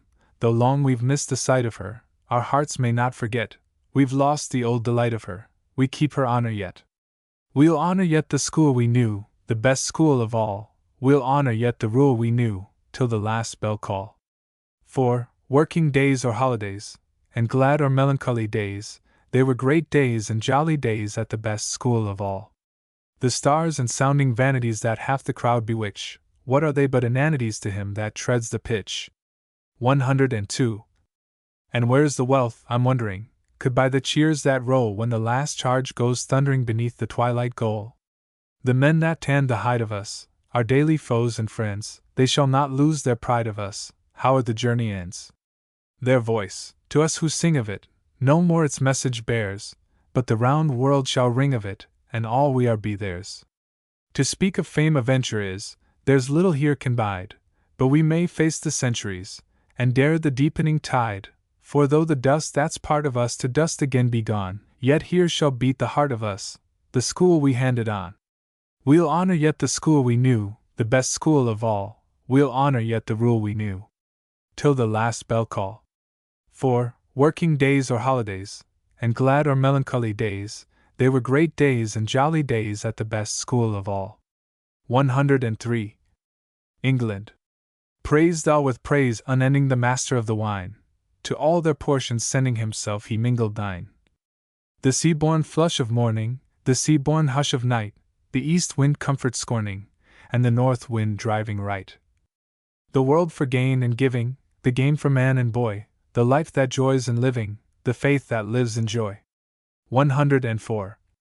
Victoria Regina? June 21, 1897 *. 1,000 years by sea and land our race hath served the island kings, but not by custom's dull command today with song her empire rings. Not all the glories of her birth, her armed renown and ancient throne, could make her less the child of earth or give her hopes beyond our own. But stayed on faith more sternly proved in pride than ours more pure and deep, she loves the land our fathers loved and keeps the fame our sons shall keep. These lines, with music by Dr. Lloyd, form part of the cycle of song offered to Queen Victoria, of blessed and glorious memory, in celebration of her second jubilee. 105. The King of England. June 24, 1902. In that eclipse of noon when joy was hushed like the bird's song beneath unnatural night, and terror's footfall in the darkness crushed the rose imperial of our delight, then, even then, though no man cried, "He comes!" and no man turned to greet him passing there. With phantom heralds challenging renown and silent throbbing drums, I saw the King of England, hale and fair, ride out with a great train through London town. Unarmed he rode, but in his ruddy shield the lions bore the dint of many a lance, and up and down his mantle's azure field were strewn the lilies plucked in famous France. Before him went with banner floating wide the yeoman breed that served his honor best, and mixed with these his knights of noble blood. But in the place of pride his admirals and billowy lines abreast convoyed him close like galleons on the flood. 106. Full of a strength unbroken showed his face, and his brow calm with youth's unclouded dawn, but round his lips were lines of tenderer grace such as no hand but time's hath ever drawn. Surely he knew his glory had no part in dull decay, nor unto death must bend, yet surely too of lengthening shadows dreamed with sunset in his heart, so brief his beauty now, so near the end, and now so old, and so immortal seemed. O King among the living, these shall hail sons of thy dust that shall inherit thee, O King of men that die, though we must fail thy life is breathed from thy triumphant sea. O man that servest men by right of birth, our heart's content thy heart shall also keep, thou too with us shalt one day lay thee down in our dear native earth, full sure the King of England, while we sleep, forever rides abroad through London town. 107. The Nile. Out of the unknown south, through the dark lands of drouth, far wanders ancient Nile in slumber gliding. Clear mirrored in his dream the deeds that haunt his stream flash out, and fade like stars in midnight's sliding. Long since, before the life of man rose from among the lives that creep, with time's own tide began that still mysterious sleep, only to cease when time shall reach the eternal deep. From out his vision vast the early gods have passed, they waned and perished with the faith that made them. The long phantasmal line of pharaohs crowned divine are dust among the dust that once obeyed them. Their land is one mute burial mound, save when across the drifted years some chant of hollow sound, some triumph blent with tears, from Memnon's lips at dawn wakens the desert meres. 108. O Nile, and can it be no memory dwells with thee of Grecian lore and the sweet Grecian singer? The legion's iron tramp, the Goths' wide wandering camp, had these no fame that by thy shore might linger? Nay, then must all be lost indeed, lost to the swift pursuing might that cleft with passionate speed Albuquerque's tranquil night, and shattered in mid-swoop the great world-eagle's flight. Yet have there been on earth spirits of starry birth, whose splendor rushed to no eternal setting, they over all endure, their course through all is sure, the dark world's light is still of their begetting. Though the long past forgotten lies, Nile, in thy dream remember him, whose like no more shall rise above our twilight's rim, until the immortal dawn shall make all glories dim. For this man was not great by gold or kingly state, or the bright sword, or knowledge of earth's wonder, but more than all his race he saw life face to face, and heard the still small voice above the thunder. 109. O river, while thy waters roll by yonder vast deserted tomb, there, where so clear a soul so shone through gathering doom, thou and thy land shall keep the tale of lost Khartoum. 110. Sramandazi. Deep embowered beside the forest river, where the flame of sunset only falls, lapped in silence lies the house of dying, house of them to whom the twilight calls. There within when day was near to ending, by her lord a woman young and strong, by his chief a songman old and stricken watched together till the hour of song. O my songman, now the bow is broken, now the arrows one by one are sped, sing to me the song of Sramandazi, Sramandazi, home of all the dead. Then the songman, flinging wide his song net, on the last token laid his master's hand, while he sang the song of Sramandazi, none but dying men can understand. Yonder sun that fierce and fiery-hearted marches down the sky to vanish soon, at the self-same hour in Sramandazi rises pallid like the rainy moon. 111. There he sees the heroes by their river, where the great fish daily upward swim, yet they are but shadows hunting shadows, phantom fish in waters drear and dim. There he sees the kings among their headmen, women weaving, children playing games, yet they are but shadows ruling shadows, phantom folk with dim forgotten names. Bid farewell to all that most thou lovest, tell thy heart thy living life is done, all the days and deeds of Sramandatsi are not worth an hour of yonder Sunday. Dreamily the chief from out the song net drew his hand and touched the woman's head. Know they not, then, love in Sramandatsi? Has a king no bride among the dead? Then the songman answered, O my master, love they know, but none may learn it there. Only souls that reach that land together keep their troth and find the twilight fair. Thou art still a king, and at thy passing by thy latest word must all abide. If thou willest, here am I, thy songman. If thou lovest, here is she, thy bride. 112. Hushed and dreamy lay the house of dying, dreamily the sunlight upward failed, dreamily the chief on eyes that loved him looked with eyes the coming twilight veiled. Then he cried, My songman, I am passing, let her live, her life is but begun, all the days and nights of Sramandatsi are not worth an hour of yonder Sunday. Yet when there within the house of dying the last silence held the sunset air, not alone he came to Sramandatsi, not alone she found the twilight fair. While the songman, far beneath the forest sang of Sramandatsi all night through. Lovely be thy name, O land of shadows, land of meeting, land of all the true. 113. Outward bound. Dear earth, near earth, the clay that made us men, the land we sowed, the hearth that glowed, O mother, must we bid farewell to thee? Fast dawns the last dawn, and what shall comfort then the lonely hearts that roam the outer sea? Grey wakes the daybreak, the shivering sails are set, to misty deeps the channel sweeps. O mother, think on us who think on thee. Earth home, birth home, with love remember yet the sons in exile on the eternal sea. 114. Hope the hornblower. Hark ye, hark to the winding horn, sluggards awake, and front the morn. Hark ye, hark to the winding horn, the sons on meadow and mill. Follow me, hearts that love the chase, follow me, feet that keep the pace, stirrup to stirrup we ride, we ride, we ride by moor and hill. Huntsman, huntsman, whither away? What is the quarry afoot today? Huntsman, huntsman, whither away, and what the game ye kill? Is it the deer that men may dine? Is it the wolf that tears the kine? What is the race ye ride, ye ride, ye ride by moor and hill? Ask not yet till the day be dead what is the game that's forward fled, ask not yet till the day be dead the game we follow still. 115.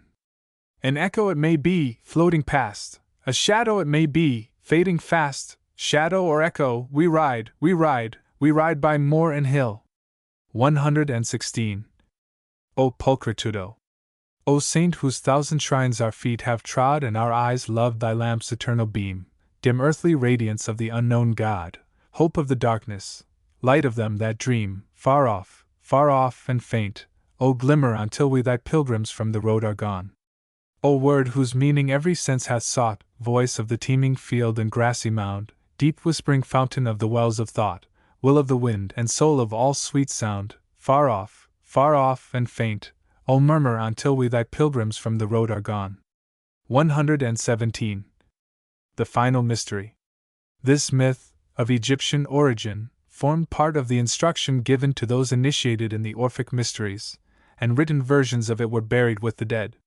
Hear now, O soul, the last command of all, when thou hast left thine every mortal mark, and by the road that lies beyond recall one through the desert of the burning dark, thou shalt behold within a garden bright a well, beside a cypress ivory white. Still is that well, and in its waters cool white and windless, sleeps that cypress tree, who drinks but once from out her shadowy pools shall thirst no more to all eternity. Forgetting all, by all forgotten clean, his soul shall be with that which hath not been.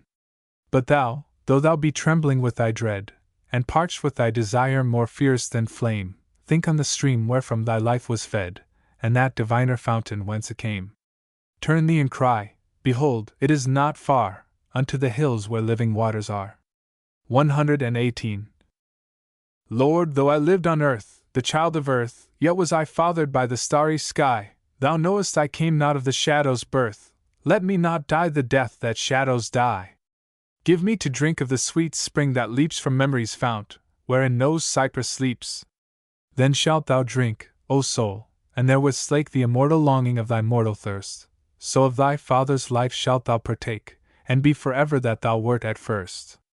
Lost in remembered loves, yet thou more thou with them shalt reign in never-ending now. 119. I el Santo. Alas! Alas! What impious hands are these? They have cut down my dark mysterious trees, defied the brooding spell that sealed my sacred well, broken my father's fixed and ancient bars, and on the mouldering shade wherein my dead were laid let in the cold clear aspect of the stars. Slumber hath held the grove for years untold. Is there no reverence for a peace so old? Is there no seemly awe for bronze engraven law, for dust beatified and saintly name? When they shall see the shrine princes have held divine, will they not bow before the eternal flame? Vain! Vain! The wind of heaven for ages long hath whispered manhood. Let thine arm be strong! HEW down and fling away the growth that veils decay. 120. Shatter the shrine that chokes the living spring. Scorn hatred, scorn regret, dig deep and deeper yet, leave not the quest for word of saint or king. Dig deeper yet.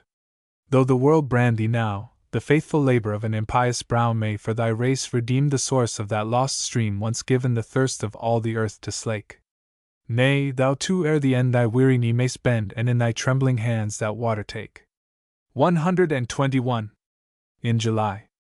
His beauty bore no token, no sign our gladness shook, with tender strength unbroken the hand of life he took, but the summer flowers were falling, falling and fading away, and mother birds were calling, crying and calling for their loves that would not stay.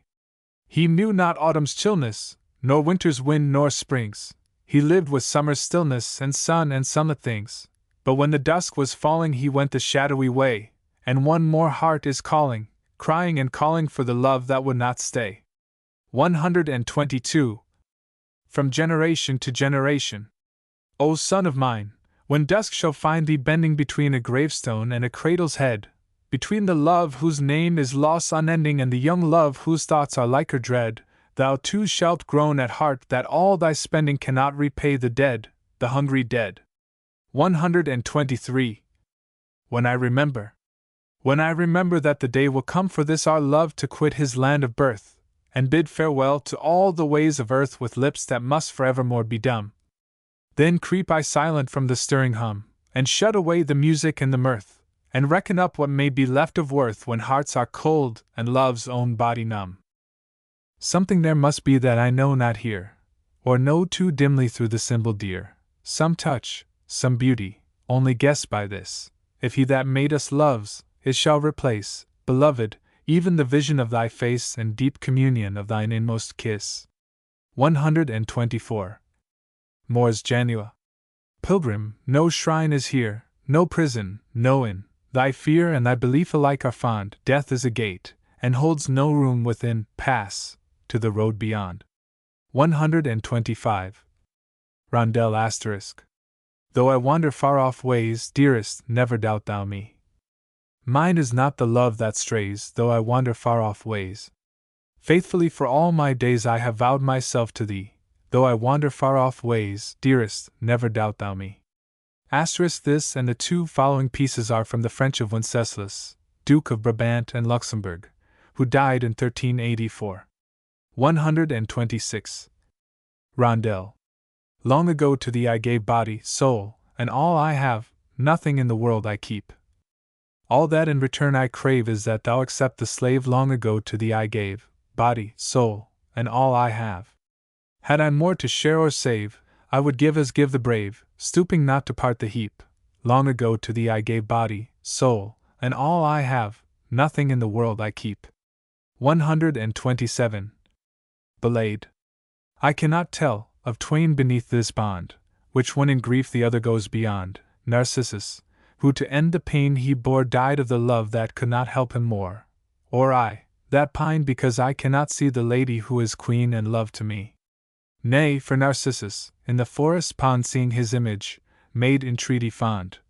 Beloved, comfort on my longing pour. So for a while he soothed his passion sore, so cannot I, for all too far is she, the lady who is queen and love to me. But since that I have love's true colors donned, I in his service will not now despond, for in extremes love yet can all restore, so till her beauty walks the world no more, all day remembered in my hope shall be the lady who is queen and love to me. 128. The last word. Before the April night was late, a rider came to the castle gate, a rider breathing human breath, but the words he spoke were the words of death. Greet you well from the king our lord, he marches hot for the eastward ford, living or dying, all or one, ye must keep the ford till the race be run. Sir Alan rose with lips that smiled, he kissed his wife, he kissed his child. Before the April night was late, Sir Alan rode from the castle gate. He called his men-at-arms by name, but one there was uncalled that came.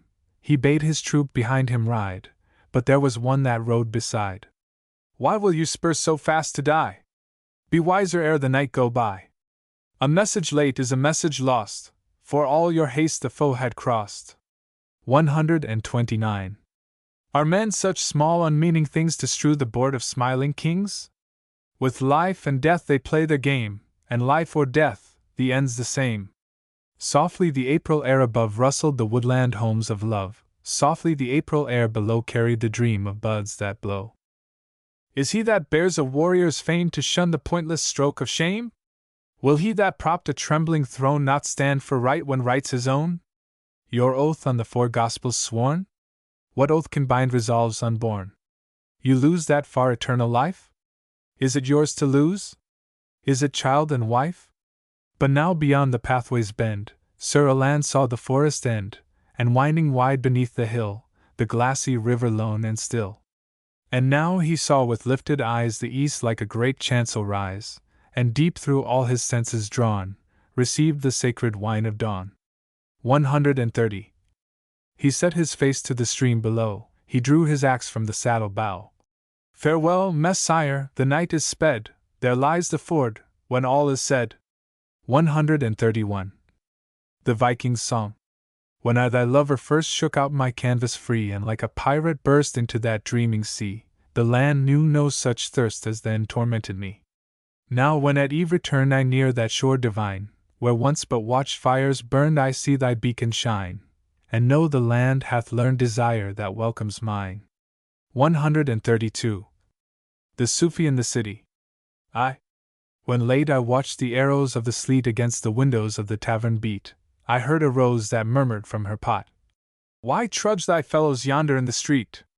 2. Before the phantom of false morning dies, choked in the bitter net that binds the skies, their feet, bemired with yesterday, set out for the dark alleys where tomorrow lies. 3. Think you, when all their petals they have bruised, and all the fragrances of life confused, that night with sweeter rest will comfort these than us, who still within the garden mused? 133. 4. Think you the gold they fight for all day long is worth the frugal peace their clamors wrong? Their titles, and the name they toil to build, will they outlast the echoes of our song? V. O sons of Omar, what shall be the close seek not to know, for no man living knows, but while within your hands the wine is set, drink ye, to Omar and the dreaming rose. 134. To Edward Fitzgerald. March 31st, 1909. 'Tis a sad fate to watch the world fighting, all that is most fair ruthlessly blighting, blighting. When such a thought cometh, let us not pine, but gather old friends round the red wine. Oh, pour the red wine! And there we'll talk and warm our wits with Eastern fallacies out of old Fitz. British old Fitz. See him, half statesman, philosopher too, half ancient mariner in baggy blue, such baggy blue. 135. Whimsical, wistful, haughty, forsooth, indolent always, yet ardent in truth, but indolent. There at the table with us sits he, charming us subtly to reverie, magic reverie. How sweet is summer's breath, how sure and swift is death, not wise on earth, save what the wine whispereth, dreamily whispereth. At Naishapur beneath the sun, or here in misty Babylon, drink! For the rose leaves while you linger are falling, ever falling, one by one. Ah! Poet's soul, once more with us conspire to grasp this sorry scheme of things entire. Once more with us tonight, old Fitz, once more remolded nearer to the heart's desire. 136. Yattendon. Among the woods and tillage that fringe the topmost downs, all lonely lies the village, far off from seas and towns. Yet when her own folks slumbered I heard within her street murmur of men unnumbered and march of myriad feet. For all she lies so lonely, far off from towns and seas, the village holds not only the roofs beneath her trees. While life is sweet and tragic and death is veiled and dumb, hither, by singer's magic, the pilgrim world must come. 137. Devon.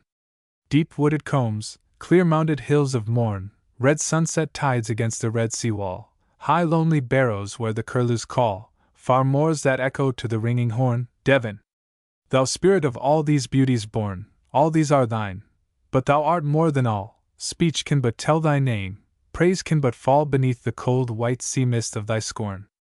Yet, O noble land, forbid us not even now to join our faint memorial chime to the fierce chant wherewith their hearts were hot who took the tide in thy imperial prime, whose glory's thine till glory sleeps forgot with her ancestral phantoms, pride and time. 138. Among the tombs. She is a lady fair and wise, her heart her counsel keeps, and well she knows of time that flies and tide that onward sweeps, but still she sits with restless eyes where memory sleeps, where memory sleeps. Ye that have heard the whispering dead in every wind that creeps, or felt the stir that strains the lead beneath the mounded heaps, tread softly, more softly tread where memory sleeps, where memory sleeps. 139. Gold. After Giovanni Paccoli.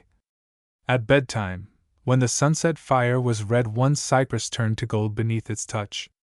Sleep now, my little son, the mother said. In God's high garden all the trees are such.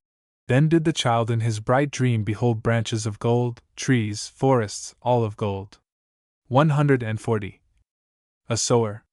With sanguine looks and rolling walk among the rooks he loved to stalk, while on the land with gusty laugh from a full hand he scattered chaff. Now that within his spirit sleeps a harvest then the sickle reaps. But the dumb fields desire his tread, and no earth yields a wheat more red. 141. The moss rose. Walking today in your garden, O gracious lady, little you thought as you turned in that alley remote and shady, and gave me a rose and asked if I knew its savor, the old world scent of the moss rose, flower of a bygone favor. Little you thought as you waited the word of appraisement, laughing at first and then amazed at my amazement, that the rose you gave was a gift already cherished, and the garden whence you plucked it a garden long perished.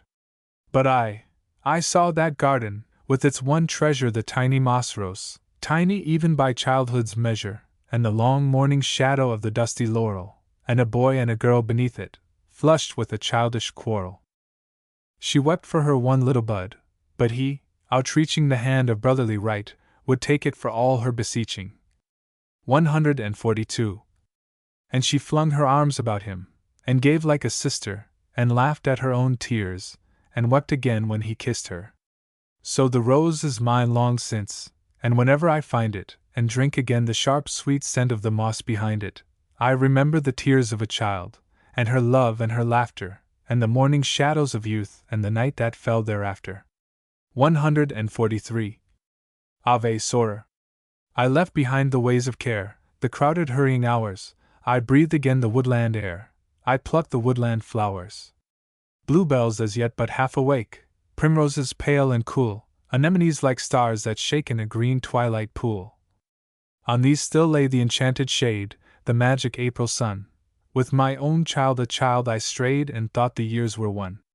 As through the copse she went, and came my senses lost their truth, I called her by the dear dead name that sweetened all my youth. 144. To a river in the south.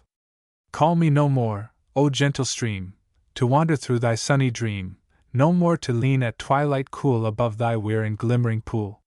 Surely I know thy hoary dawns, the silver crisp on all thy lawns, the softly swirling undersong that rocks thy reeds the winter long.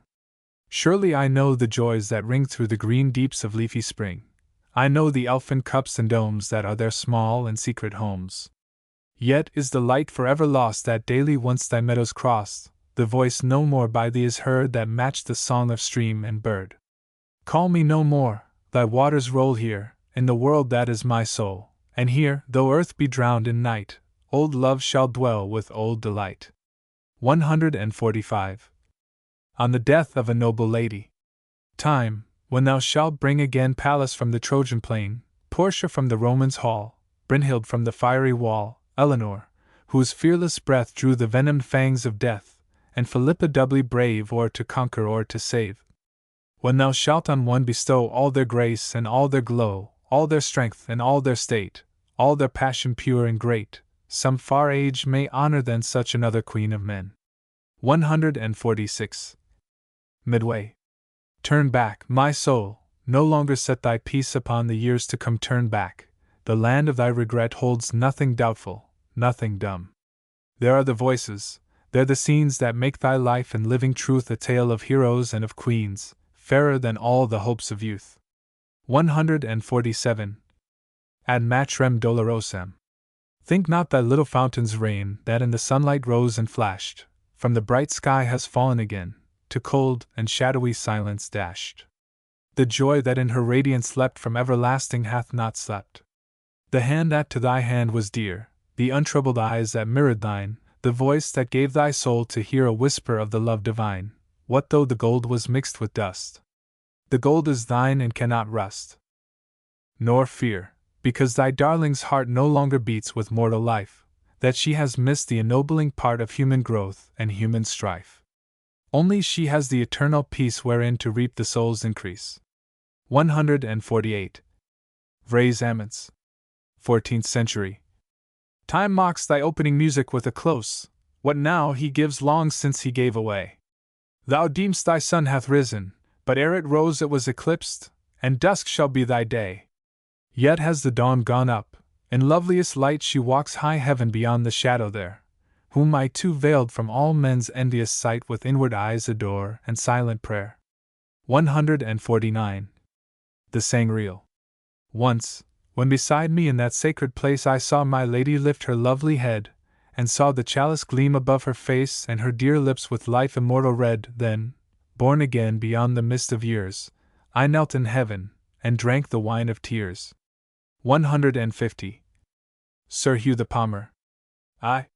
He kneeled among a waste of sands before the Mother Maid, but on the far green forest lands his steadfast eyes were stayed, and like a knight of stone his hands he straightened while he prayed. Lady, beyond all women fair, beyond all saints benign, whose living heart through life I bear in mystery divine, hear thou and grant me this my prayer, or grant no prayer of mine. The fever of my spirit's pain heal thou with heavenly scorn, the dust that but of dust is fain leave thou in dust forlorn, yea, bury love to rise again meet for eternal morn. 151. So by thy grace my inward eyes thy beauty still shall see, and while our life in shadow lies high dawn shall image thee, till with thy soul in paradise thy servant's soul shall be. Before the immortal Mother Maid low on the sands he kneeled, but even while the words he prayed his lips to patience sealed, joy in his eyes a radiance made like stars in dusk revealed. 2. It was an idle company, ladies and lordlings fine, idly under the wildwood tree their laughter ran like wine. Yet as they laughed a voice they heard, a voice where none was seen, singing blithe as a hidden bird among the forest green. Mark ye, a lonely knight riding the green forest, party! For one so poorly dight he lifts a haughty crest. 152. Azure and white is all his wear, he hath no gold I trow. Wanderer thou in the wildwood there, tell us why sing ye so? Noble ladies and lordlings gay, God have you all in guard, since ye are pleased with me to play, my riddle it is not hard. I sing because, of all that ride, I am the least of worth, I sing because, to match my pride, never was pride on earth. But an ye ask what that may mean, thus do I answer then, I bear with me the heart of a queen, I that am least of men, I bear her heart till the end of all, yea. By her own command I bear the heart of a queen royal unto the Holy Land. Humbly there his crest he bent, azure it waved and white, haughtily there he turned and went singing, out of their sight. Long but his voice they heard, a voice where none was seen, singing blithe as a hidden bird, among the forest green. 153. The Presentation. When in the womb of time our soul's own son dear love lay sleeping till his natal hour, long months I knew not that sweet life begun, too dimly treasuring thy touch of power, and wandering all those days by far-off ways, forgot immortal seed must have immortal flower. Only, beloved, since my beloved thou art I do remember, now that memory's vain, how twice or thrice beneath my beating heart life quickened suddenly with proudest pain. Then dreamed I love's increase, yet held my peace till I might render thee thy own great gift again. For as with bodies, so with souls it is, the greater gives, the lesser doth conceive, that thou hast fathered love, I tell thee this, and by my pangs beseech thee to believe. Look on his hope divine, thy hope and mine, pity his outstretched hands, tenderly him receive. 154. The Inheritance. While I within her secret garden walked, the flowers, that in her presence must be dumb, with me, their fellow servant, softly talked, attending till the flower of flowers should come. Then, since at court I had arrived but late, I was by love made bold to ask that of my lady's high estate I might be told, and glories of her blood perpetuate in histories old. Then they, who know the chronicle of earth, spoke of her loveliness, that like a flame far handed down from noble birth to birth, gladdened the world for ages ere she came. Yeah, they said, from summer's royal sun comes that immortal line, and was created not for this age alone nor wholly thine, being indeed a flower whose root is one with life divine. 155. To the sweet buds that of herself are part already she this portion hath bequeathed, as, not less surely, into thy proud heart her nobleness, O poet, she hath breathed, that her inheritance by them and thee the world may keep alway, when the still sunlight of her eyes shall be lost to the day, and even the fragrance of her memory fading away. 156. Amore Altiero. Since thou and I have wandered from the highway and found with hearts reborn this swift and unimaginable byway unto the hills of morn, shall not our love disdain the unworthy uses of the old time outworn? I'll not entreat thy half unwilling graces with humbly folded palms, nor seek to shake thy proud defended places with noise of vague alarms, nor ask against my fortune's grim pursuing the refuge of thy arms. Thou wilt not withhold for pleasure vain and cruel that which has long been mine, nor overheap with briefly burning fuel a fire of flame divine, nor yield the key for life's profaner voices to brawl within the shrine. 157. But thou shalt tell me of thy queenly pleasure all that I must fulfill, and I'll receive from out my royal treasure what golden gifts I will, so that two realms supreme and undisputed shall be one kingdom still. And our high hearts shall praise the beauty hidden in starry-minded scorn by the same Lord who hath his servants bidden to seek with eyes newborn this swift and unimaginable byway unto the hills of morn. 158. The Peddler's Song. I tramped among the townward throng a sultry summer's morn. They mocked me loud, they mocked me long, they laughed my pack to scorn. But a likely peddler holds his peace until the reckoning's told. Merrily I to market went, those songs were all my gold. At weary noon I left the town, I left the highway straight, I climbed the silent, sunlit down, and stood by a castle gate. Never yet was a house too high when the peddler's heart was bold. Merrily I to market went, those songs were all my gold. A lady leaned from her window there and asked my wares to see. Her voice made rich the summer air, richer my soul in me. She gave me only 4 little words, words of a language old. Merrily I from market came, for all my songs were sold. 159. Benedict's Song. Though I see within thine eyes sudden frown of cloudy skies, yet I bid them, merry morn, for they tell me love is born. So ha-ha, with ha-ha-ha, for they tell me love is born. Storms of mocking from thy lips lash me still like airy whips, but today thy scorn I scorn, for I know that love is born. So ha-ha, with ha-ha-ha, for I know that love is born. Oh, the hail that rattles fierce through my hodden cloak to pierce! What care I if rags be torn? Love and I are beggars born. So ha-ha, with ha-ha-ha, love and I are beggars born. 160. Love and Grief. One day, when love and summer both were young, love in a garden found my lady weeping, whereat, when he to kiss her would have sprung, I stayed his childish leaping. Forbear, said I. She is not thine today. Subdue thyself in silence to await her. If thou dare call her from death's side away, thou art no love, but traitor. Yet did he run, and she his kiss received. She is twice mine, he cried. Since she is troubled, I knew but half, and now I see her grieved, my part in her is doubled. 161. Egeria's silence. Her thought that, like a brook beside the way, sang to my steps through all the wandering year, has ceased from melody. O love, allay my sudden fear! She cannot fail. The beauty of that brow could never flower above a desert heart. Somewhere beneath, the wellspring even now lives, though apart. Some day, when winter has renewed her fount with cold, white-folded snows and quiet rain, O love, her stream again will mount and sing again. 162. Against oblivion. Cities drowned in olden time keep, they say, a magic chime rolling up from far below when the moonled waters flow. So within me, ocean deep, lies a sunken world asleep. Lest its bells forget to ring, memory, set the tide a swing. 163. Fond counsel. O youth, beside thy silver springing fountain, in sight and hearing of thy father's cot, these and the morning woods, the lonely mountain, these are thy peace, although thou know'st it not. Wonder not yet when noon's unpitying glare beats down the toilers in the city bare. Forsake not yet, the homely plot, O youth, beside thy silver springing fountain. 164. Youth. His song of dawn outsoars the joyful bird, swift on the weary road his footfall comes. The dusty air that by his stride is stirred beats with the buoyant march of fairy drums. Awake, O earth!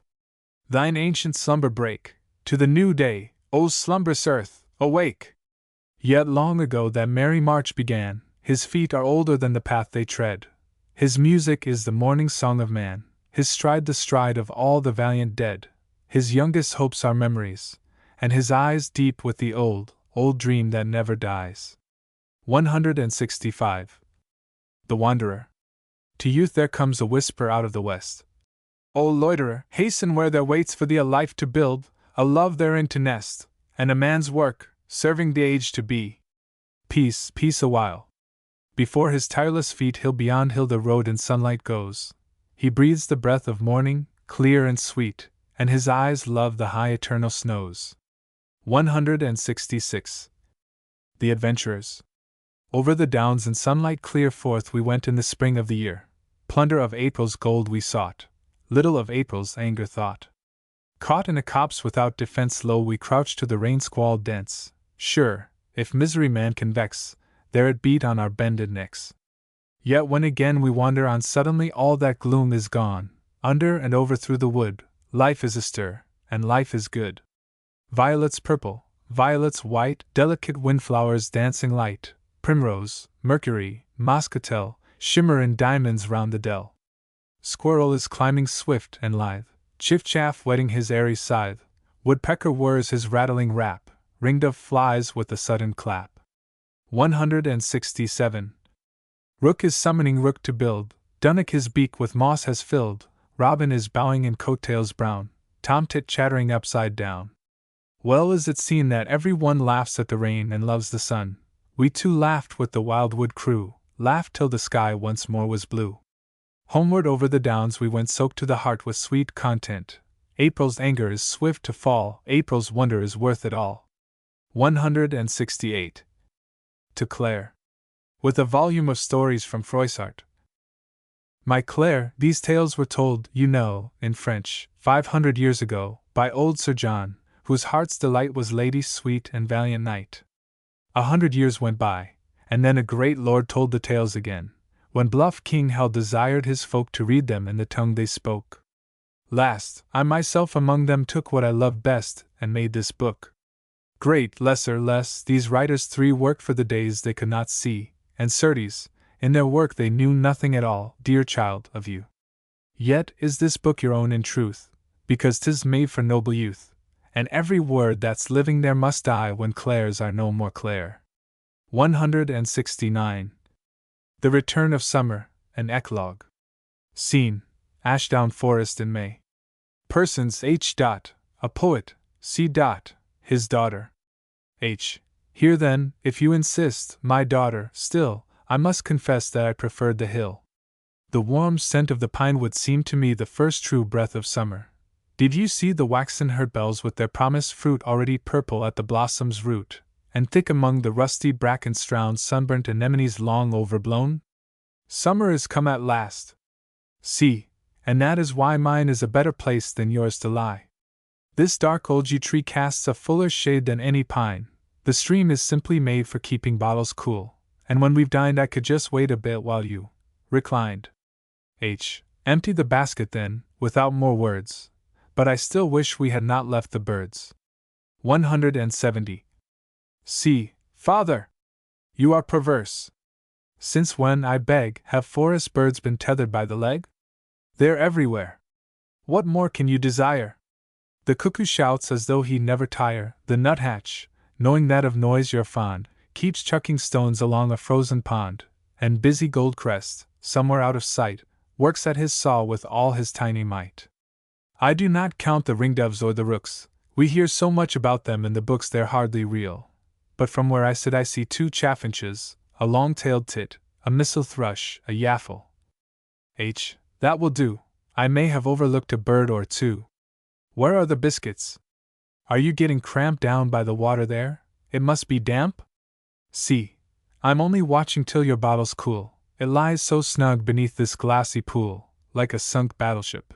And overhead the waterboatmen get their daily bread by rowing all day long, and far below 2 little eels go winding slow. Oh! There's a shark. H. A what? C. A miller's thumb. Don't move, I'll tempt him with a tiny crumb. H. Be quick about it, please, and don't forget I am at least as dry as he is wet. C. Oh, very well then, here's your drink. 171. H. That's good. I feel much better now. C. I thought you would. Exit quietly. H.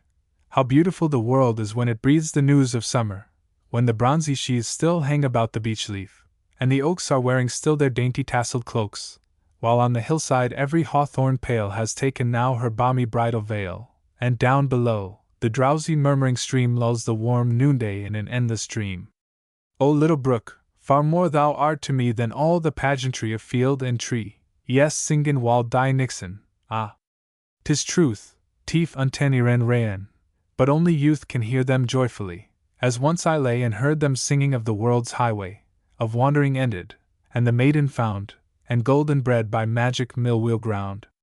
Lost is the magic now, the wheel is still, and long ago the maiden left the mill, yet once a year, one day, when summer dawns, the old murmur haunts the river lawns, the fairies wake, the fairies' song is sung, and for an hour the wanderer's feet are young, he dozes. C. Returning, father. I called you twice. H. I did not know, where have you been? C. Oh, down the stream. 172. H. Just so, well, I went up. C. I wish you'd been with me. H. When east is west, my daughter, that may be. 173. Dream Market.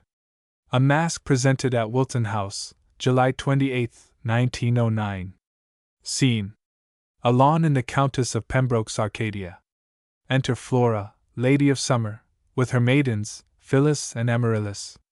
She takes her seat upon a bank, playing with a basket of freshly gathered flowers, one of which she presently holds up in her hand. Flora. Ah! How I love a rose! But come, my girls, here's for your task. Today you, Amaryllis, shall take the white, and Phyllis, you the red. Hold out your kirtles for them. White, red, red, and white again. Wonder you not how the same sun can breed such different beauties? She divides all her roses between them. Well, take them all, and go, scatter them wide in gardens where men love me, and be sure. 174. Where even one flower falls, or one soft petal, next year shall see 100. As they turn to go, enter Lucia in hunting dress, with bow in hand and a hound by her side. Flora rises to meet her, and recalls her maidens. Stay! Attend me. Lucia. Greeting, fair ladies, you, I think, must be daughters of this green earth, and one of you the sweet Dame Flora. Flora.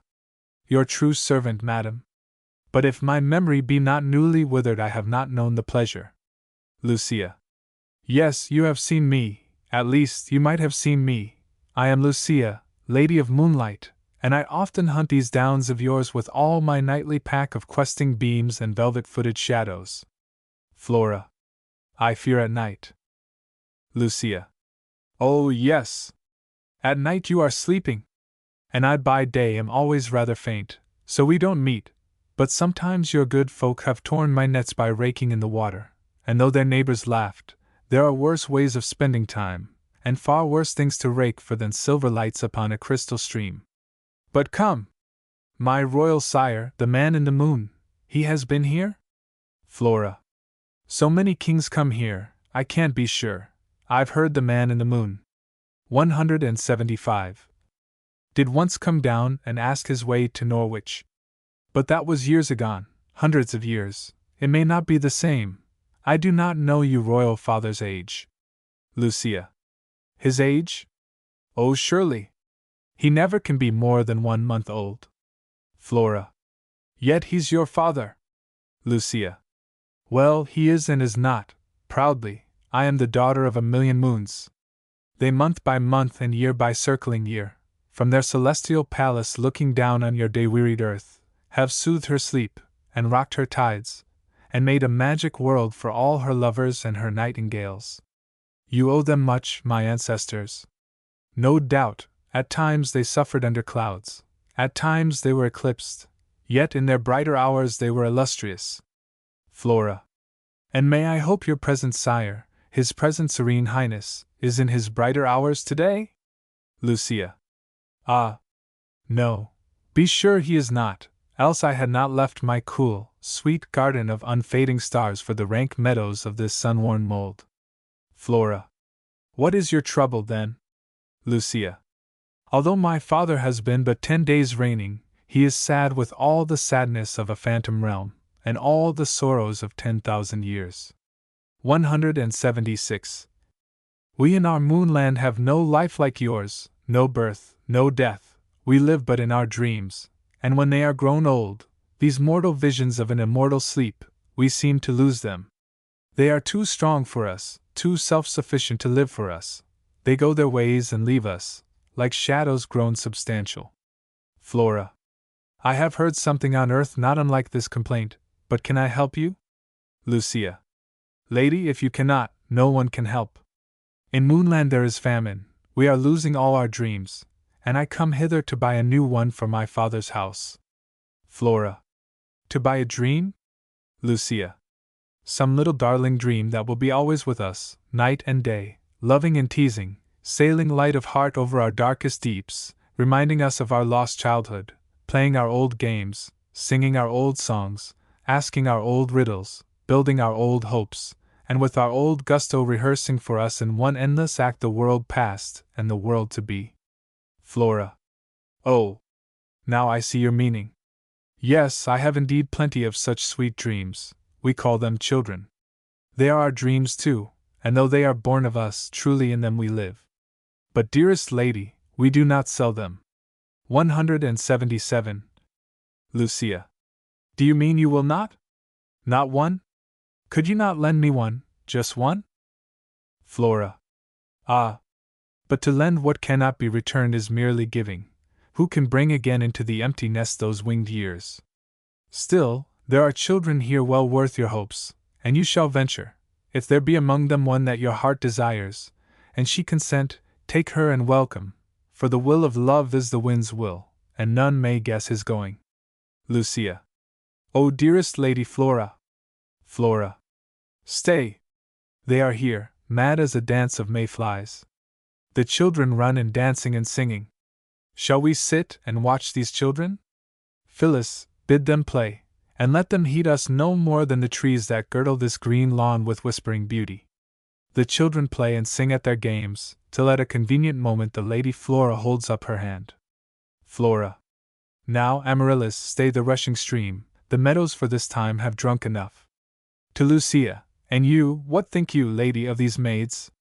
Has their sweet foolish singing moved your heart to choose among them? Lucia. I have heard them gladly, and if I could, would turn them all to elves, that if they cannot live with me, at least. 178. I might look down when our great galleon sails close over earth, and see them always here dancing upon the moonlit shores of night. But how to choose, and though they are young and fair, their every grace foretells the fatal change, the swift short bloom of girlhood, like a flower passing away, forever passing away. Have you not one with petals tenderer yet, more deeply folded, further from the hour when the bud dies into the mortal rose? Flora, pointing. There is my youngest blossom and my fairest, but my most wilful too, you'll pluck her not without some aid of magic. Lucia. Time has been when I have known even your forest trees sway to a song of moonland. I will try it. She sings and dances a witching measure. Song. To an air by Henry Laws, published in 1652. The flowers that in thy garden rise fade and are gone when summer flies, and as their sweets by time decay, so shall thy hopes be cast away. The sun that gilds the creeping moss stayeth not earth's eternal loss. He is the Lord of all that live, yet there is life he cannot give. 179. The stir of morning's eager breath, beautiful eve's impassioned death, thou lovest these, thou lovest well, yet of the night thou canst not tell. In every land thy feet may tread, time like a veil is round thy head, only the land thou seek'st with me never hath been nor yet shall be. It is not far, it is not near, name it hath none that earth can hear, but there thy soul shall build again memories long destroyed of men, and joy thereby shall like a river wander from deep to deep forever. When she has finished, the child runs into her arms. Flora. Your spell has won her, and I marvel not, she was but half our own. To the child, farewell, dear child, 'tis time to part, you with this lovely lady to dance in silver halls, and gather stars and be the dream you are, while we return to the old toil and harvest of the earth. Farewell. And farewell all. All. Farewell. Farewell. Extant omnes. 180. The cicalas, an idyll. Scene, an English garden by starlight. Persons, a lady and a poet. The poet. Dimly I see your face, I hear your breath sigh faintly, as a flower might sigh in death, and when you whisper, you but stir the air with a soft hush like summer's own despair. The lady aloud. O night divine, O darkness ever blessed, give to our old sad earth eternal rest. Since from her heart all beauty ebbs away, let her no more endure the shame of day. The poet. 1,000 ages have not made less bright the stars that in this fountain shine tonight. Your eyes and shadow still betray the gleam that every son of man desires in dream. 181. The lady. Yes, hearts will burn when all the stars are cold, and beauty lingers, but her tale is told. Mankind has left her for a game of toys, and fleets the golden hour with speed and noise. The poet. Think you the human heart no longer feels because it loves the swift delight of wheels? And is not change our one true guide on earth, the surest hand that leads us from our birth? The lady. Change were not always loss, if we could keep beneath all change a clear and windless deep, but more and more the tides that through us roll disturb the very seabed of the soul. The poet. The foam of transient passions cannot fret the seabed of the race, profounder yet, and there, where Greece and her foundations are, lies beauty, built below the tide of war. The lady. So, to the desert, once in 50 years, some poor mad poet sings, and no one hears, but what belated race, in what far clime, keeps even a legend of Arcadian time? 182. The poet. Not ours perhaps, a nation still so young, so late in Rome's deserted orchard sprung, bears not as yet, but strikes a hopeful root till the soil yield its old Hesperian fruit. The lady. Is not the hour gone by? The mystic strain, degenerate once, may never spring again. What long forsaken gods shall we invoke to grant such increase to our common oak? The poet. Yet may the ilex, of more ancient birth, more deeply planted in that genial earth, from her Italian wildwood even now revert, and bear once more the golden bough. The lady. A poet's dream was never yet less great because it issued through the ivory gate. Show me one leaf from that old wood divine, and all your ardor, all your hopes are mine. The Poet. May Venus bend me to no harder task. For, Pan be praised, I hold the gift you ask. The leaf, the legend, that your wish fulfills, today he brought me from the Umbrian hills. 183. The Lady. Your young Italian, yes. I saw you stand and point his path across our well-walled land, a sculptor's model, but alas! No god, these narrow fields the goat-foot never trod. The Poet. Yet from his eyes the mirth a moment glanced to which the streams of old Arcadia danced, and on his tongue still lay the childish lore of that lost world for which you hope no more. The Lady. Tell me, from where I watched I saw his face, and his hands moving with a rustic grace, caught too the alien sweetness of his speech, but sound alone, not sense, my ears could reach. The Poet. He asked if we in England ever heard the tiny beasts, half insect and half bird, that neither eat nor sleep, but die content when they in endless song their strength have spent. The Lady. Cicalas. How the name enchants me back to the grey olives and the dust-white track. Was there a story then, I have forgot, or else by chance my Umbrians told it not. 184. The Poet. Lover of music, you at least should know that these were men in ages long ago, ere music was, and then the muses came, and love of song took hold on them like flame. The Lady. Yes, I remember now the voice that speaks, most living still of all the deathless Greeks. Yet tell me, how they died divinely mad, and of the muses what reward they had. The Poet. They are reborn on earth, and from the first they know not sleep, they hunger not nor thirst summer with glad Cicalas' song they fill, then die, and go to haunt the muses' hill. The Lady. They are reborn indeed, and rightly you the far-heard echo of their music knew. Pray now to Pan, since you too, it would seem, were there with Phaedrus, by Ilyssus' stream. The Poet. Beloved Pan, and all ye gods whose grace forever haunts our short life's resting place, outward and inward make me one true whole, and grant me beauty in the inmost soul. 185. The Lady. And thou, O night, O starry queen of air, remember not my blind and faithless prayer. Let me too live, let me too sing again, since beauty wanders still the ways of men. 186. The Faun. Yesterday I thought to roam idly through the fields of home, and I came at morning's end to our brook's familiar bend. There I raised my eyes, and there, shining through an ampler air, folded in by hills of blue such as Wessex never knew, changed as in a waking dream flowed the well-remembered stream. Now a line of wattled pale fenced the downland from the vale, now the sedge was set with reeds fitter for Arcadian meads, and where I was wont to find only things of timid kind, now the genius of the pool mocked me from his corner cool. Eyes he had with malice quick, tufted hair and ears aprick, and above a tiny chin, lips with laughter wide a grin.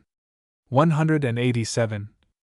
Therewithal a shaggy flank in the crystal clear he sank, and beneath the unruffled tide a little pair of hooves I spied. Yet though plainly there he stood, creature of the wave and wood, under his satiric grace something manlike I could trace, and the eyes that mocked me there like a gleam of memory were.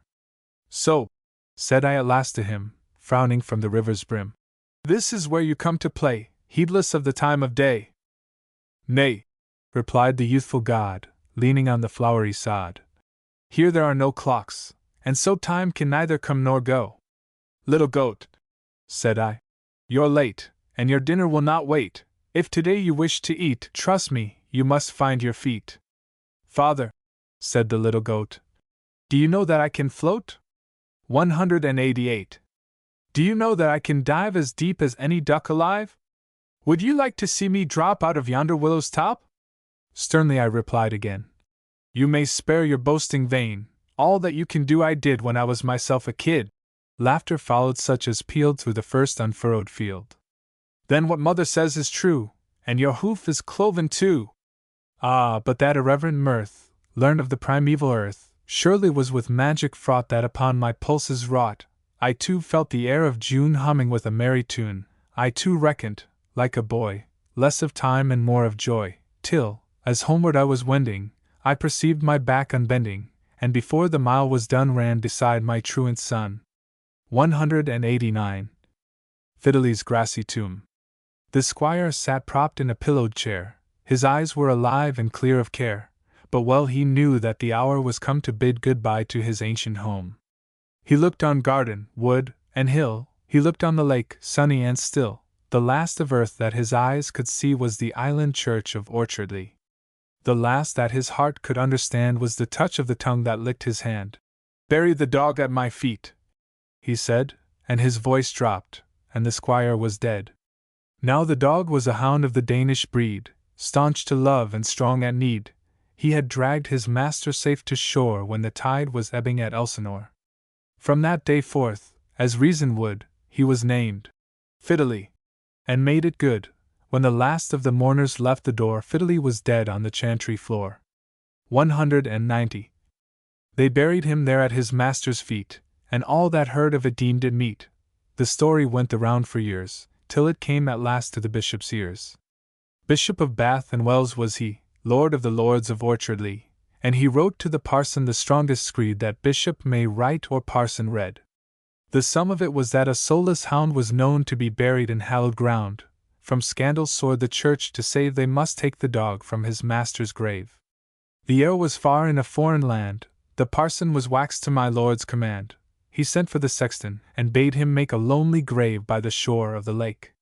The sexton sat by the water's brink where he used to sit when he used to think. He reasoned slow, but he reasoned it out, and his argument left him free from doubt.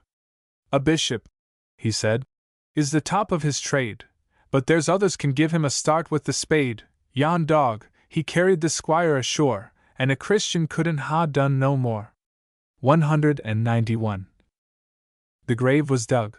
The mason came and carved on stone Fiddley's name, but the dog that the sexton laid inside was a dog that never had lived or died.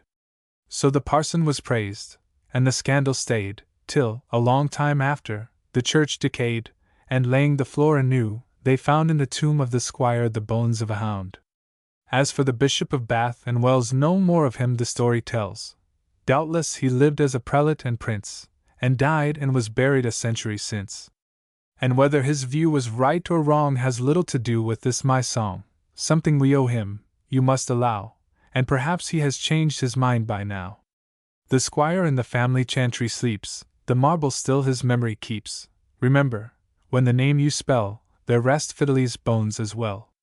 For the sexton's grave you need not search, 'tis a nameless mound by the island church, an ignorant fellow, of humble lot, but he knew one thing that a bishop did not.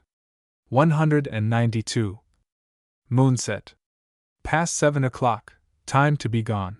12th night's over and dawn shivering up, a hasty cut of the loaf, a steaming cup, down to the door, and there is coachman John.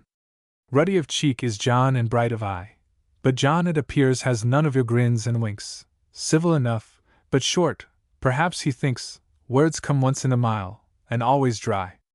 Has he a mind or not? I wonder. But soon we turn through a leafless wood, and there to the right, like a sun bewitched in alien realms of night, mellow and yellow and rounded hangs the moon. Strangely near she seems, and terribly great. The world is dead. Why are we traveling still? Nightmare silence grips my struggling will. We are driving forever and ever to find a gate. 193. When you come to consider the moon, says John at last, and stops, to feel his footing and take his stand. And then there's some will say there's never a hand that made the world. A flick, and the gates are past. Out of the dim magical moonlit park, out to the workday road and whiter skies, there's a warm flush in the east where day's to rise, and I'm feeling the better for coachman John's remark. 194. A Song of Exmoor. The forest above and the coombe below, on a bright September morn. He's the soul of a clod who thanks not God that ever his body was born. So hurry along, the stag's afoot, the master's up and away. Halloo! Halloo! We'll follow it through from Bratton to Porlock Bay. So hurry along, the stag's afoot, the master's up and away. Halloo! Halloo! We'll follow it through from Bratton to Porlock Bay. Hark to the tufter's challenge true, 'tis a note that the red deer knows. His courage awakes, his covert he breaks, and up for the moor he goes. He's all his rights and 7 on top, his eye's the eye of a king, and he'll beggar the pride of some that ride before he leaves the ling. 195. Here comes Antony bringing the pack, steady. He's laying them on. By the sound of their chime you may tell that it's time to harden your heart and be gone. Nidacot, Narracot, Hunnicott's past, right for the north they race. He's leading them straight for Blackmoor Gate, and he's setting a pounding pace. We're running him now on a breast-high scent, but he leaves us standing still. When we swing round by Westland Pound he's far up Challicombe Hill. The pack are a string of struggling ants, the quarry's a dancing midge. They're trying their reins on the edge of the chains while he's on Sheraton Ridge. He's gone by Kiddock and Lucott Moor, he's gone by Woodcock's Lay. By the little white town he's turned him down, and he's soiling in open sea. So hurry along, we'll both be in, the crowd are a parish away. We're a field of 2, and we've followed it through from Braddon to Porlock Bay. So hurry along, we'll both be in, the crowd are a parish away. We're a field of 2, and we've followed it through from Braddon to Porlock Bay. 196. Master and man. D'ye ken who to fush for the salmon? If ye'll listen I'll tell ye. Dinna trust to the books and their gammon, they're but trying to sell ye. Leave professors to read their own cackle and fush their own style. Come awa, sir, we'll ot your tackle and be busy the while. 'Tis a wee bit our bright you were thinkin'? Ah, ye'll no be the loser. 'Tis better 10 baskin' and blinkin' than ane that's a cruiser. If ye're bent, as I tack it, on slatter, ye should pray for the drut, for the salmon's her een when there's water, but she's oars when it's ot. Ye may just put your flea book behind ye, ane hook will be plenty. If they'll no come for this, my man, mind ye, they'll no come for 20. 197. Aye, a rod, but the shorter the stranger and the nearer to strike. For myself I prefer nae langer than a yard or the like. No, ye'll stand awa back while I'm creepin' why my snoot I the gowans. There's a bonny 12-pounder sleepin' I the shade o' yon rowans. Man, I was fearin' I'd stirred her, but I've got her the no. Hoot! Fushin's as easy as murder when ye ken what to do. Na, sir, I do na yery willin', but I canna permit ye, for I'm thinkin' that yon kind o' killin' wad hardly befit ye. And some work is difficult hushin', there'd be havers and chaff. 'Twill be best, sir, for you to be fushin' and me why the gaff. 198. Gavotte. Old French. Memories long in music sleeping, no more dumb, delicate phantoms softly creeping softly back from the old world come. Faintest odors around them straying, suddenly straying in chambers dim, whispering silks in order swaying, glimmering gems on shoulders slim. Courage advancing strong and tender, grace untender fanning desire, suppliant conquest, proud surrender, courtesy cold of hearts on fire. Willowy billowy now they're bending, low they're bending down dropped eyes, stately measure and stately ending, music sobbing, and a dream that dies. 199. Emojian. A lady of tender age. Ladies, where were your bright eyes glancing, where were they glancing yesternight? Saw ye Imogen dancing, Imogen dancing all in white? Laughed she not with a pure delight, laughed she not with a joy serene, stepped she not with a grace entrancing, slenderly girt in silken sheen? All through the night from dusk to daytime under her feet the hours were swift, under her feet the hours of playtime rose and fell with a rhythmic lift, music set her adrift, music eddying towards the day swept her along as brooks in Maytime carry the freshly falling May. Ladies, life is a changing measure, youth is a lilt that endeth soon. 200. Pluck ye never so fast at pleasure, twilight follows the longest noon. Nay, but here is a lasting boon, life for hearts that are old and chill, youth undying for hearts that treasure Imogen dancing still. 201. Nel mezzo del camin. Whisper it not that late in years sorrow shall fade and the world be brighter, life be freed of tremor and tears, heads be wiser and hearts be lighter. Ah! But the dream that all endears, the dream we sell for your pottage of truth, give us again the passion of youth, sorrow shall fade and the world be brighter. 202. The Invasion. Spring, they say, with his greenery northward marches at last, mustering thorn and elm. Breezes rumor him conquering, tell how victory sits high on his glancing helm. Smit with sting of his archery, hardest ashes and oaks burn at the root below. Primrose, violet, daffodil, start like blood where the shafts light from his golden bough. Here where winter oppresses us still we listen in doubt, dreading a hope betrayed, sore we long to be greeting him, still we linger and doubt. What if his march be stayed? 203. Folk enthrall to the enemy, vanquished, tilling a soil hateful and hostile grown, always wearily, warily, feeding deep in the heart passion they dare not own. So we wait the deliverer, surely soon shall he come, soon shall his hour be due, spring shall come with his greenery, life be lovely again, earth be the home we knew. 204. Rillabyrill. Grasshoppers for a fiddling went, hi-oh! Never be still.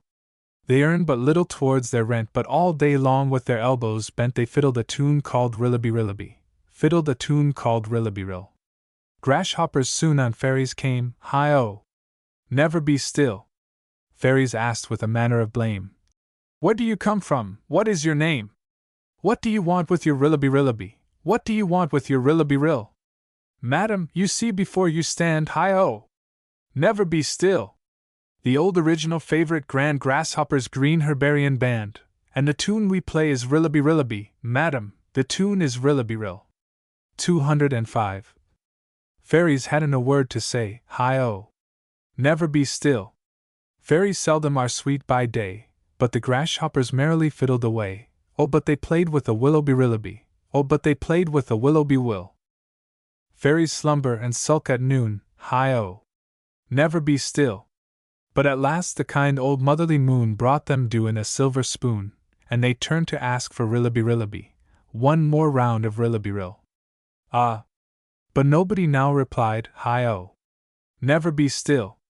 When day went down the music died, grasshoppers four lay side by side, and there was an end of their Rillaby, there was an end of their Rillabyrill. 206. Perunt et imputanter. After Martial.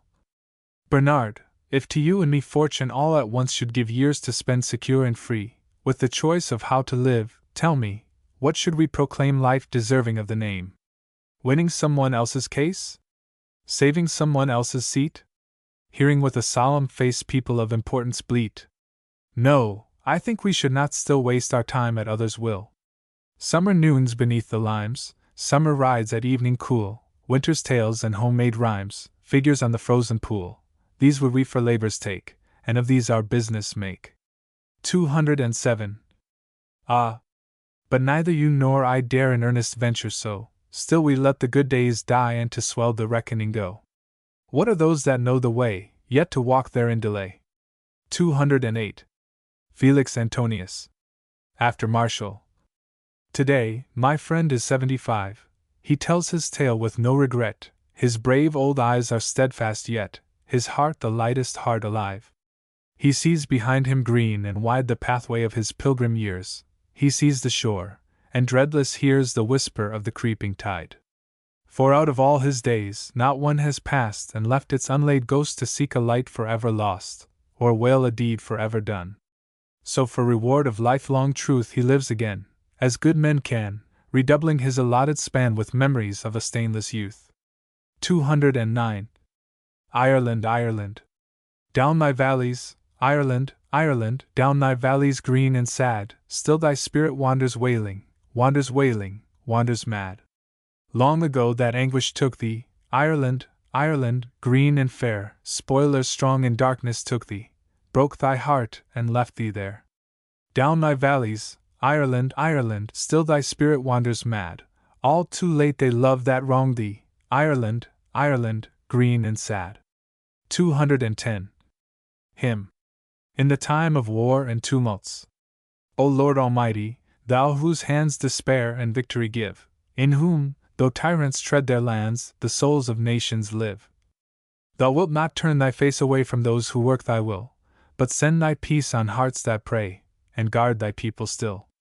Remember not the days of shame, the hands with rapine dyed, the wavering will, the baser aim, the brute material pride. Remember, Lord, the years of faith, the spirits humbly brave, the strength that died defying death, the love that loved the slave. 211. The race that strove to rule thine earth with equal laws unbought, who bore for truth the pangs of birth, and break the bonds of thought. Remember how, since time began, thy dark eternal mind through lives of men that fear not man is light for all mankind. Thou wilt not turn thy face away from those who work thy will, but send thy strength on hearts that pray for strength to serve thee still. 212. The building of the temple. An anthem heard in Canterbury Cathedral. The organ. O Lord our God, we are strangers before thee, and sojourners, as were all our fathers. Our days on the earth are as a shadow, and there is none abiding.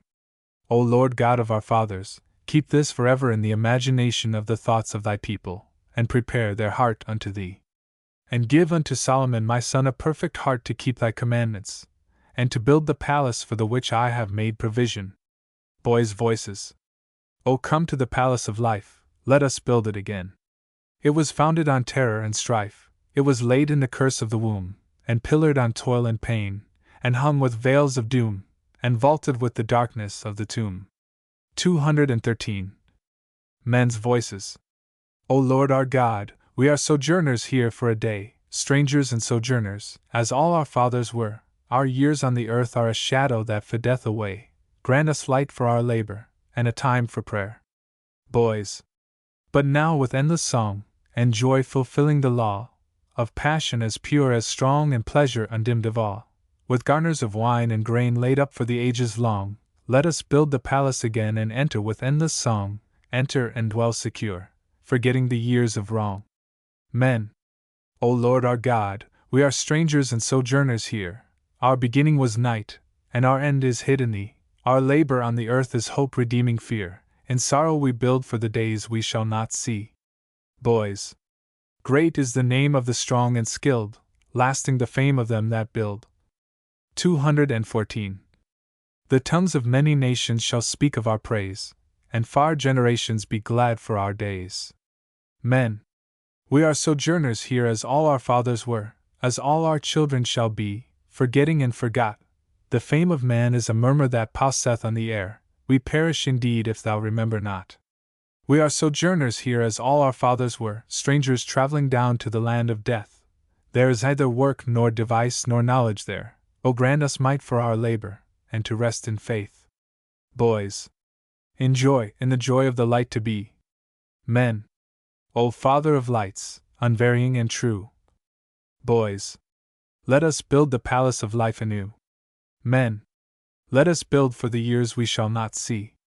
Boys. Lofty of line and glorious of hue, with gold and pearl and with the cedar tree. 215. Men. With silence due and with service free. Boys. Let us build it forever in splendor new. Men. Let us build in hope and in sorrow, and rest in thee. 216. Epistle. To Colonel Francis Edward Younghusband. Across the western world, the Arabian Sea, the 100 kingdoms and the rivers 3, beyond the rampart of Himalayan snows, and up the road that only rumor knows, unchecked, old friend, from Devon to Thibet, friendship and memory dog your footsteps yet. Let not the scornful ask me what avails so small a pack to follow mighty trails. Long since I saw what difference must be between a stream like you, a ditch like me. This drains a garden and a homely field which scarce at times a living current yield. The other from the high lands of his birth plunges through rocks and spurns the pastoral earth, then settling silent to his deeper course draws in his fellows to augment his force, becomes a name, and broadening as he goes, gives power and purity where'er he flows, till, great enough for any commerce grown, he links all nations while he serves his own.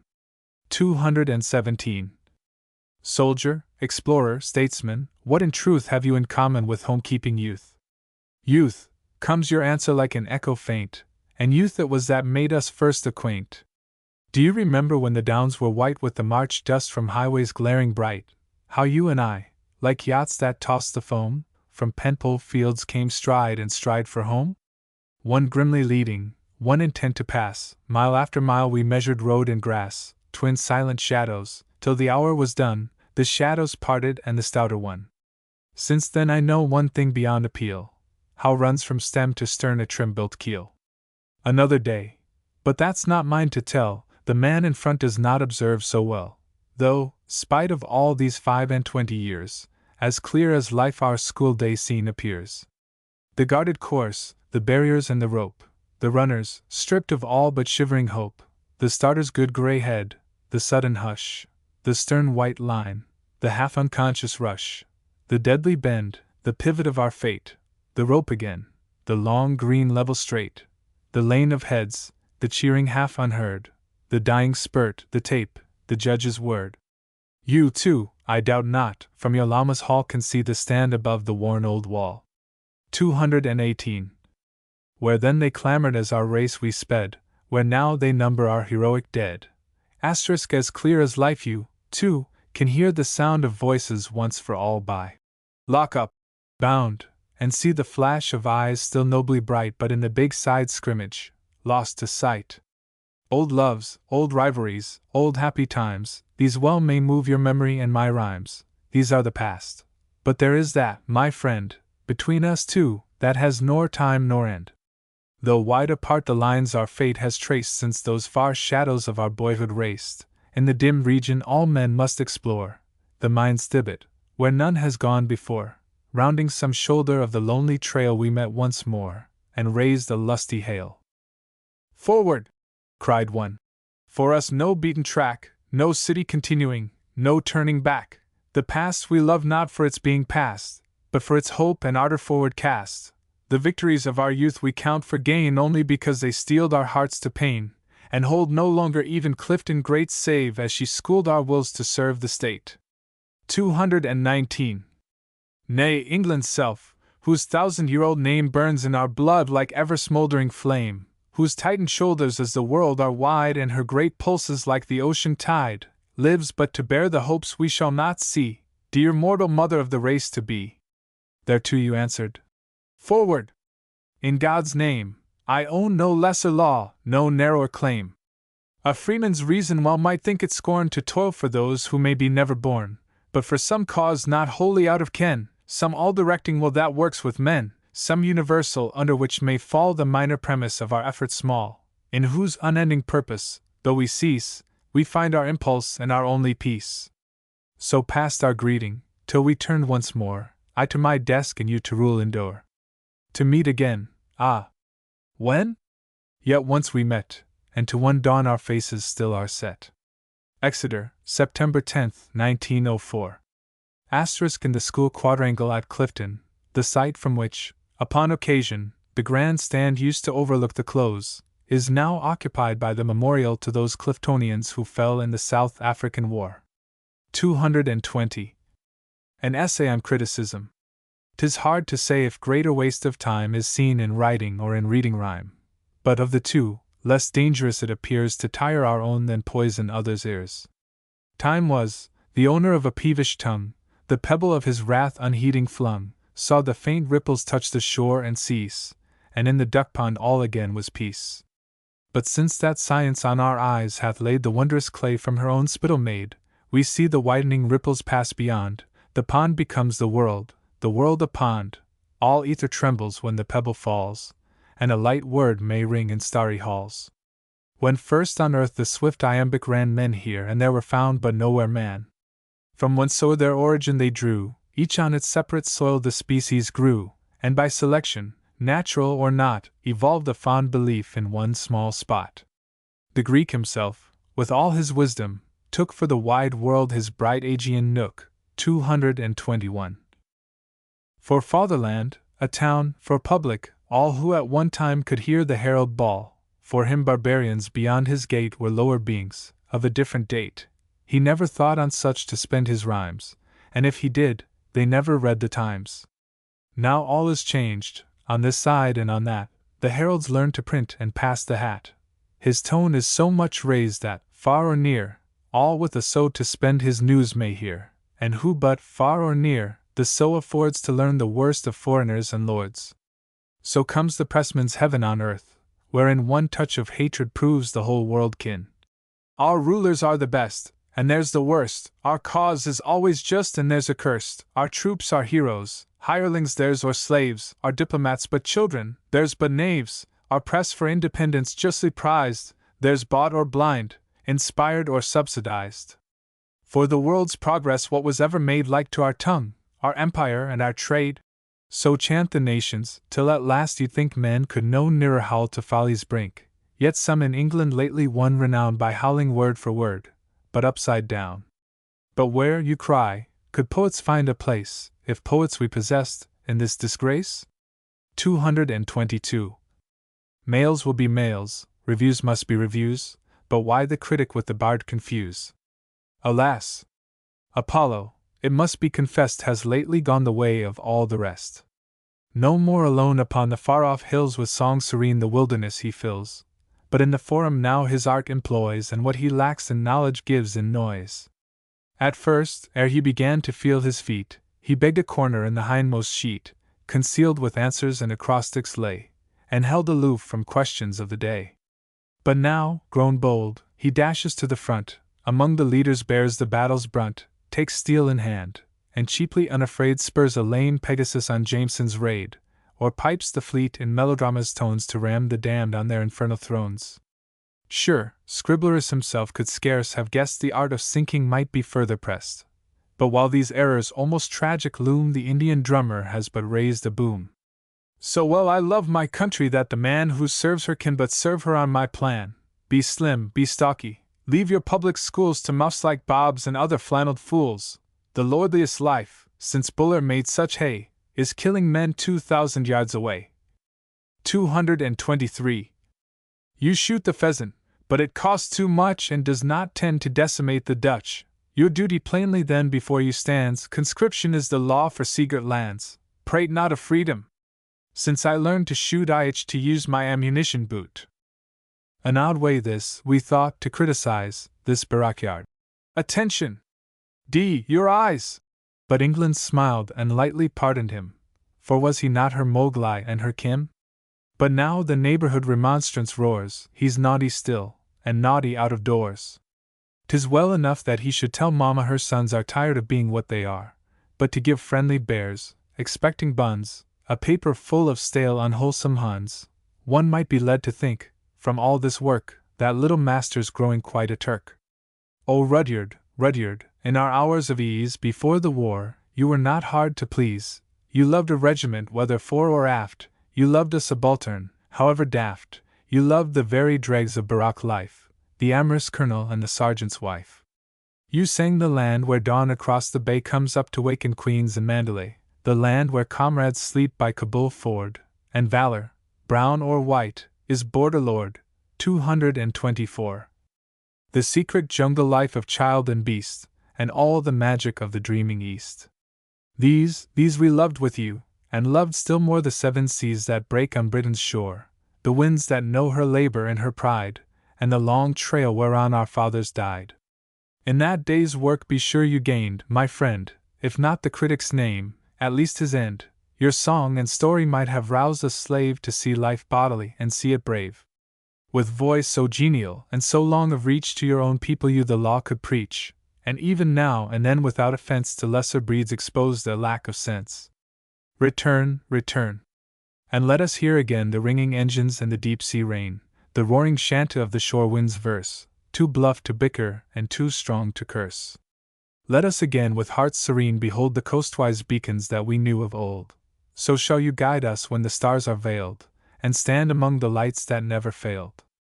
225. Le Byron de nos jours, or the English Bar and Cross Reviewers. Still must I hear, while Austin prints his verse and Satan's sorrows fill Corelli's purse, must I not write lest haply some Casey to flatter Tennyson should sneer at me? Or must the angels of the darker ink no longer tell the public what to think?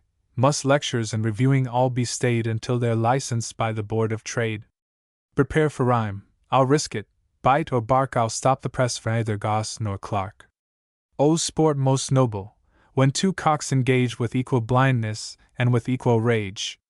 When each, intent to pick the other's eye, sees not the feathers from himself that fly, and fire to scorch his rival's every bone, ignores the inward heat that grills his own, until self-plucked, self-spitted, and self-roast, each to the other serves himself on toast. But stay, you've pitched the key, my muse, a semitone too low for great reviews. 226. Such penny whistling suits the cockpit's hum, but here's a scene deserves the biggest drum. Behold where high above the clamorous town the vast cathedral towers in peace look down, hark to the entering crowd's incessant tread, they bring their homage to the mighty dead. Who in silk gown and fullest bottomed wig approaches yonder, with emotion big? Room for Sir Edward.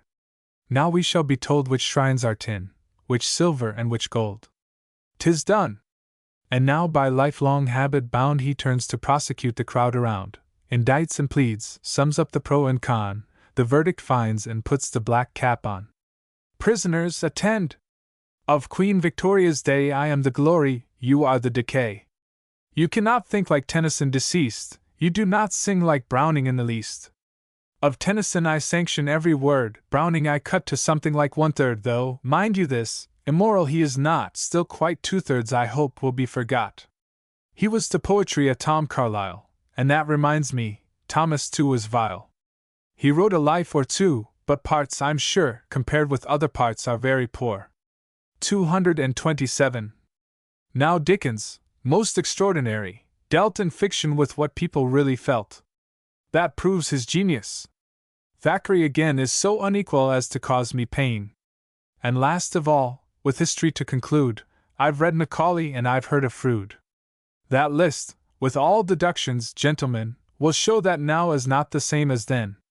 If you believe the plaintiff, you'll declare that English writers are not what they were. Down sits Sir Edward with a glowing breast, and some applause is instantly suppressed. Now up the nave of that majestic church a quick uncertain step is heard to lurch. Who is it? No one knows, but by his mien he's the head verger, if he's not the dean. What fellow's this that dares to treat us so? This is no place for lawyers, out you go! He is a brawler, sir, who here presumes to move our laurels and arrange our tombs. Suppose that Meredith or Stephen said, or do you think those gentlemen are dead? This age has borne no advocates of rank, would not your face in turn be rather blank? Come now, I beg you, go without a fuss, and leave these high and heavenly things to us. You may perhaps be someone, at the bar, but you are not in orders, and we are. 228. Sir Edward turns to go, but as he wends, one swift irrelevant retort he sends. Your logic and your taste I both disdain, you've quoted wrong from Johnson and Montaigne. The shaft goes home, and somewhere in the rear Birrell in smallest print is heard to cheer. And yet, conviction's not complete. There was a time when Milton walked the street, and Shakespeare singing in a tavern dark would not have much impressed Sir Edward Clarke. To be alive, aye, there's the damning thing, for who will buy a bird that's on the wing? Catch, kill, and stuff the creature, once for all, and he may yet adorn Sir Edward's hall. But while he's free to go his own wild way, he's not so safe as birds of yesterday. In fine, if I must choose, although I see that both are wrong, great goss, I'd rather be a critic suckled in an age outworn than a blind horse that starves knee-deep in corn. No doubt, the foregoing parody, which first appeared in the Monthly Review some years ago, was an attempt to sum up and commemorate a literary discussion of the day. On Saturday night, November 15, 1902, at the Working Men's College, Great Ormond Street, Sir Edward Clarke, K.C., delivered an address on the glory and decay of English literature in the reign of Victoria. Sir Edward Clarke, who mentioned incidentally that he lectured at the college 40 years ago, said that there was a rise from the 229 beginning of that reign to the period 1850 to 60, and that from the latter date there had been a very strange and lamentable decline to the end of the reign, would, he thought, be amply demonstrated. A glorious galaxy of talent adorned the years 1850 to 60. There were two great poets, two great novelists, and two great historians. The two great poets were Alfred Tennyson and Robert Browning. The first named would always stand at the head of the literature of the Victorian period. There was no poet in the whole course of our history whose works were more likely to live as a complete whole than he, and there was not a line which his friends would wish to see blotted out. Robert Browning was a poet of strange inequality, and of extraordinary and fantastic methods in his composition. However much one could enjoy some of his works, one could only hope that 2/3 of them would be as promptly as possible forgotten, not, however, from any moral objection to what he wrote. He was the Carlyle of poetry. By his Lives of Schiller and Sterling, Carlyle showed that he could write beautiful and pure English, but that he should descend to the style of some of his later works was a melancholy example of misdirected energy. Charles Dickens was perhaps the most extraordinary genius of those who had endeavored to deal with fiction as illustrative of the actual experiences of life. With Dickens there stood the great figure of Thackeray, who had left a great collection of books, very unequal in their quality, but containing amongst them some of the finest things ever written in the English tongue. The two great historians were Macaulay and Froude. Today we had no great novelist. Would anyone suggest we had a poet? Laughter. After the year 1860 there were two great names in poetry, the two Rossettis. There had been no book produced in the last 10 years which could compete with any one of the books produced from 1850 to 1860. To this Mr. Edmund Gosse replied a week later at the dinner of the Encyclopaedia Britannica. He reminded his audience that even the most perspicuous people in past times had made the grossest blunders when they judged their own age. Let them remember the insensibility of Montaigne to the merits of all his contemporaries. In the next age, and in their own country, Ben Jonson took occasion at the very moment when Shakespeare was producing his masterpieces, to lament the total decay of poetry in England. We could not see the trees for the wood behind them, but we ought to be confident they were growing all the time. 230. Mr. Gosse also wrote to the Times on behalf of the profession of letters, reminding Sir Edward of the names of Swinburne and William Morris, Hardy and Stevenson, Creighton and Gardiner, and asking what would be the feelings of the learned gentleman if Meredith or Leslie Stephen, of whose existence he was perhaps unaware, should put the question in public. Would anyone suggest we have an advocate? Sir Edward, in his rejoinder, had no difficulty in showing that Mr. Gosse's citation of Montaigne and Johnson was not verbally exact. Mr. Birrell added some comments which were distinguished by being printed in type of a markedly different size.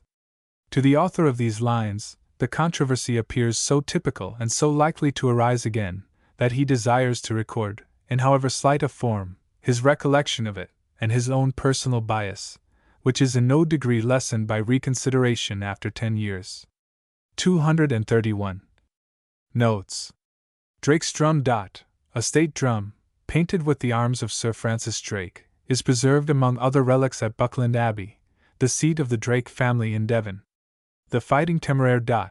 The last two stanzas have been misunderstood. It seems, therefore, necessary to state that they are intended to refer to Turner's picture in the National Gallery of The Fighting Temeraire tugged to her last berth.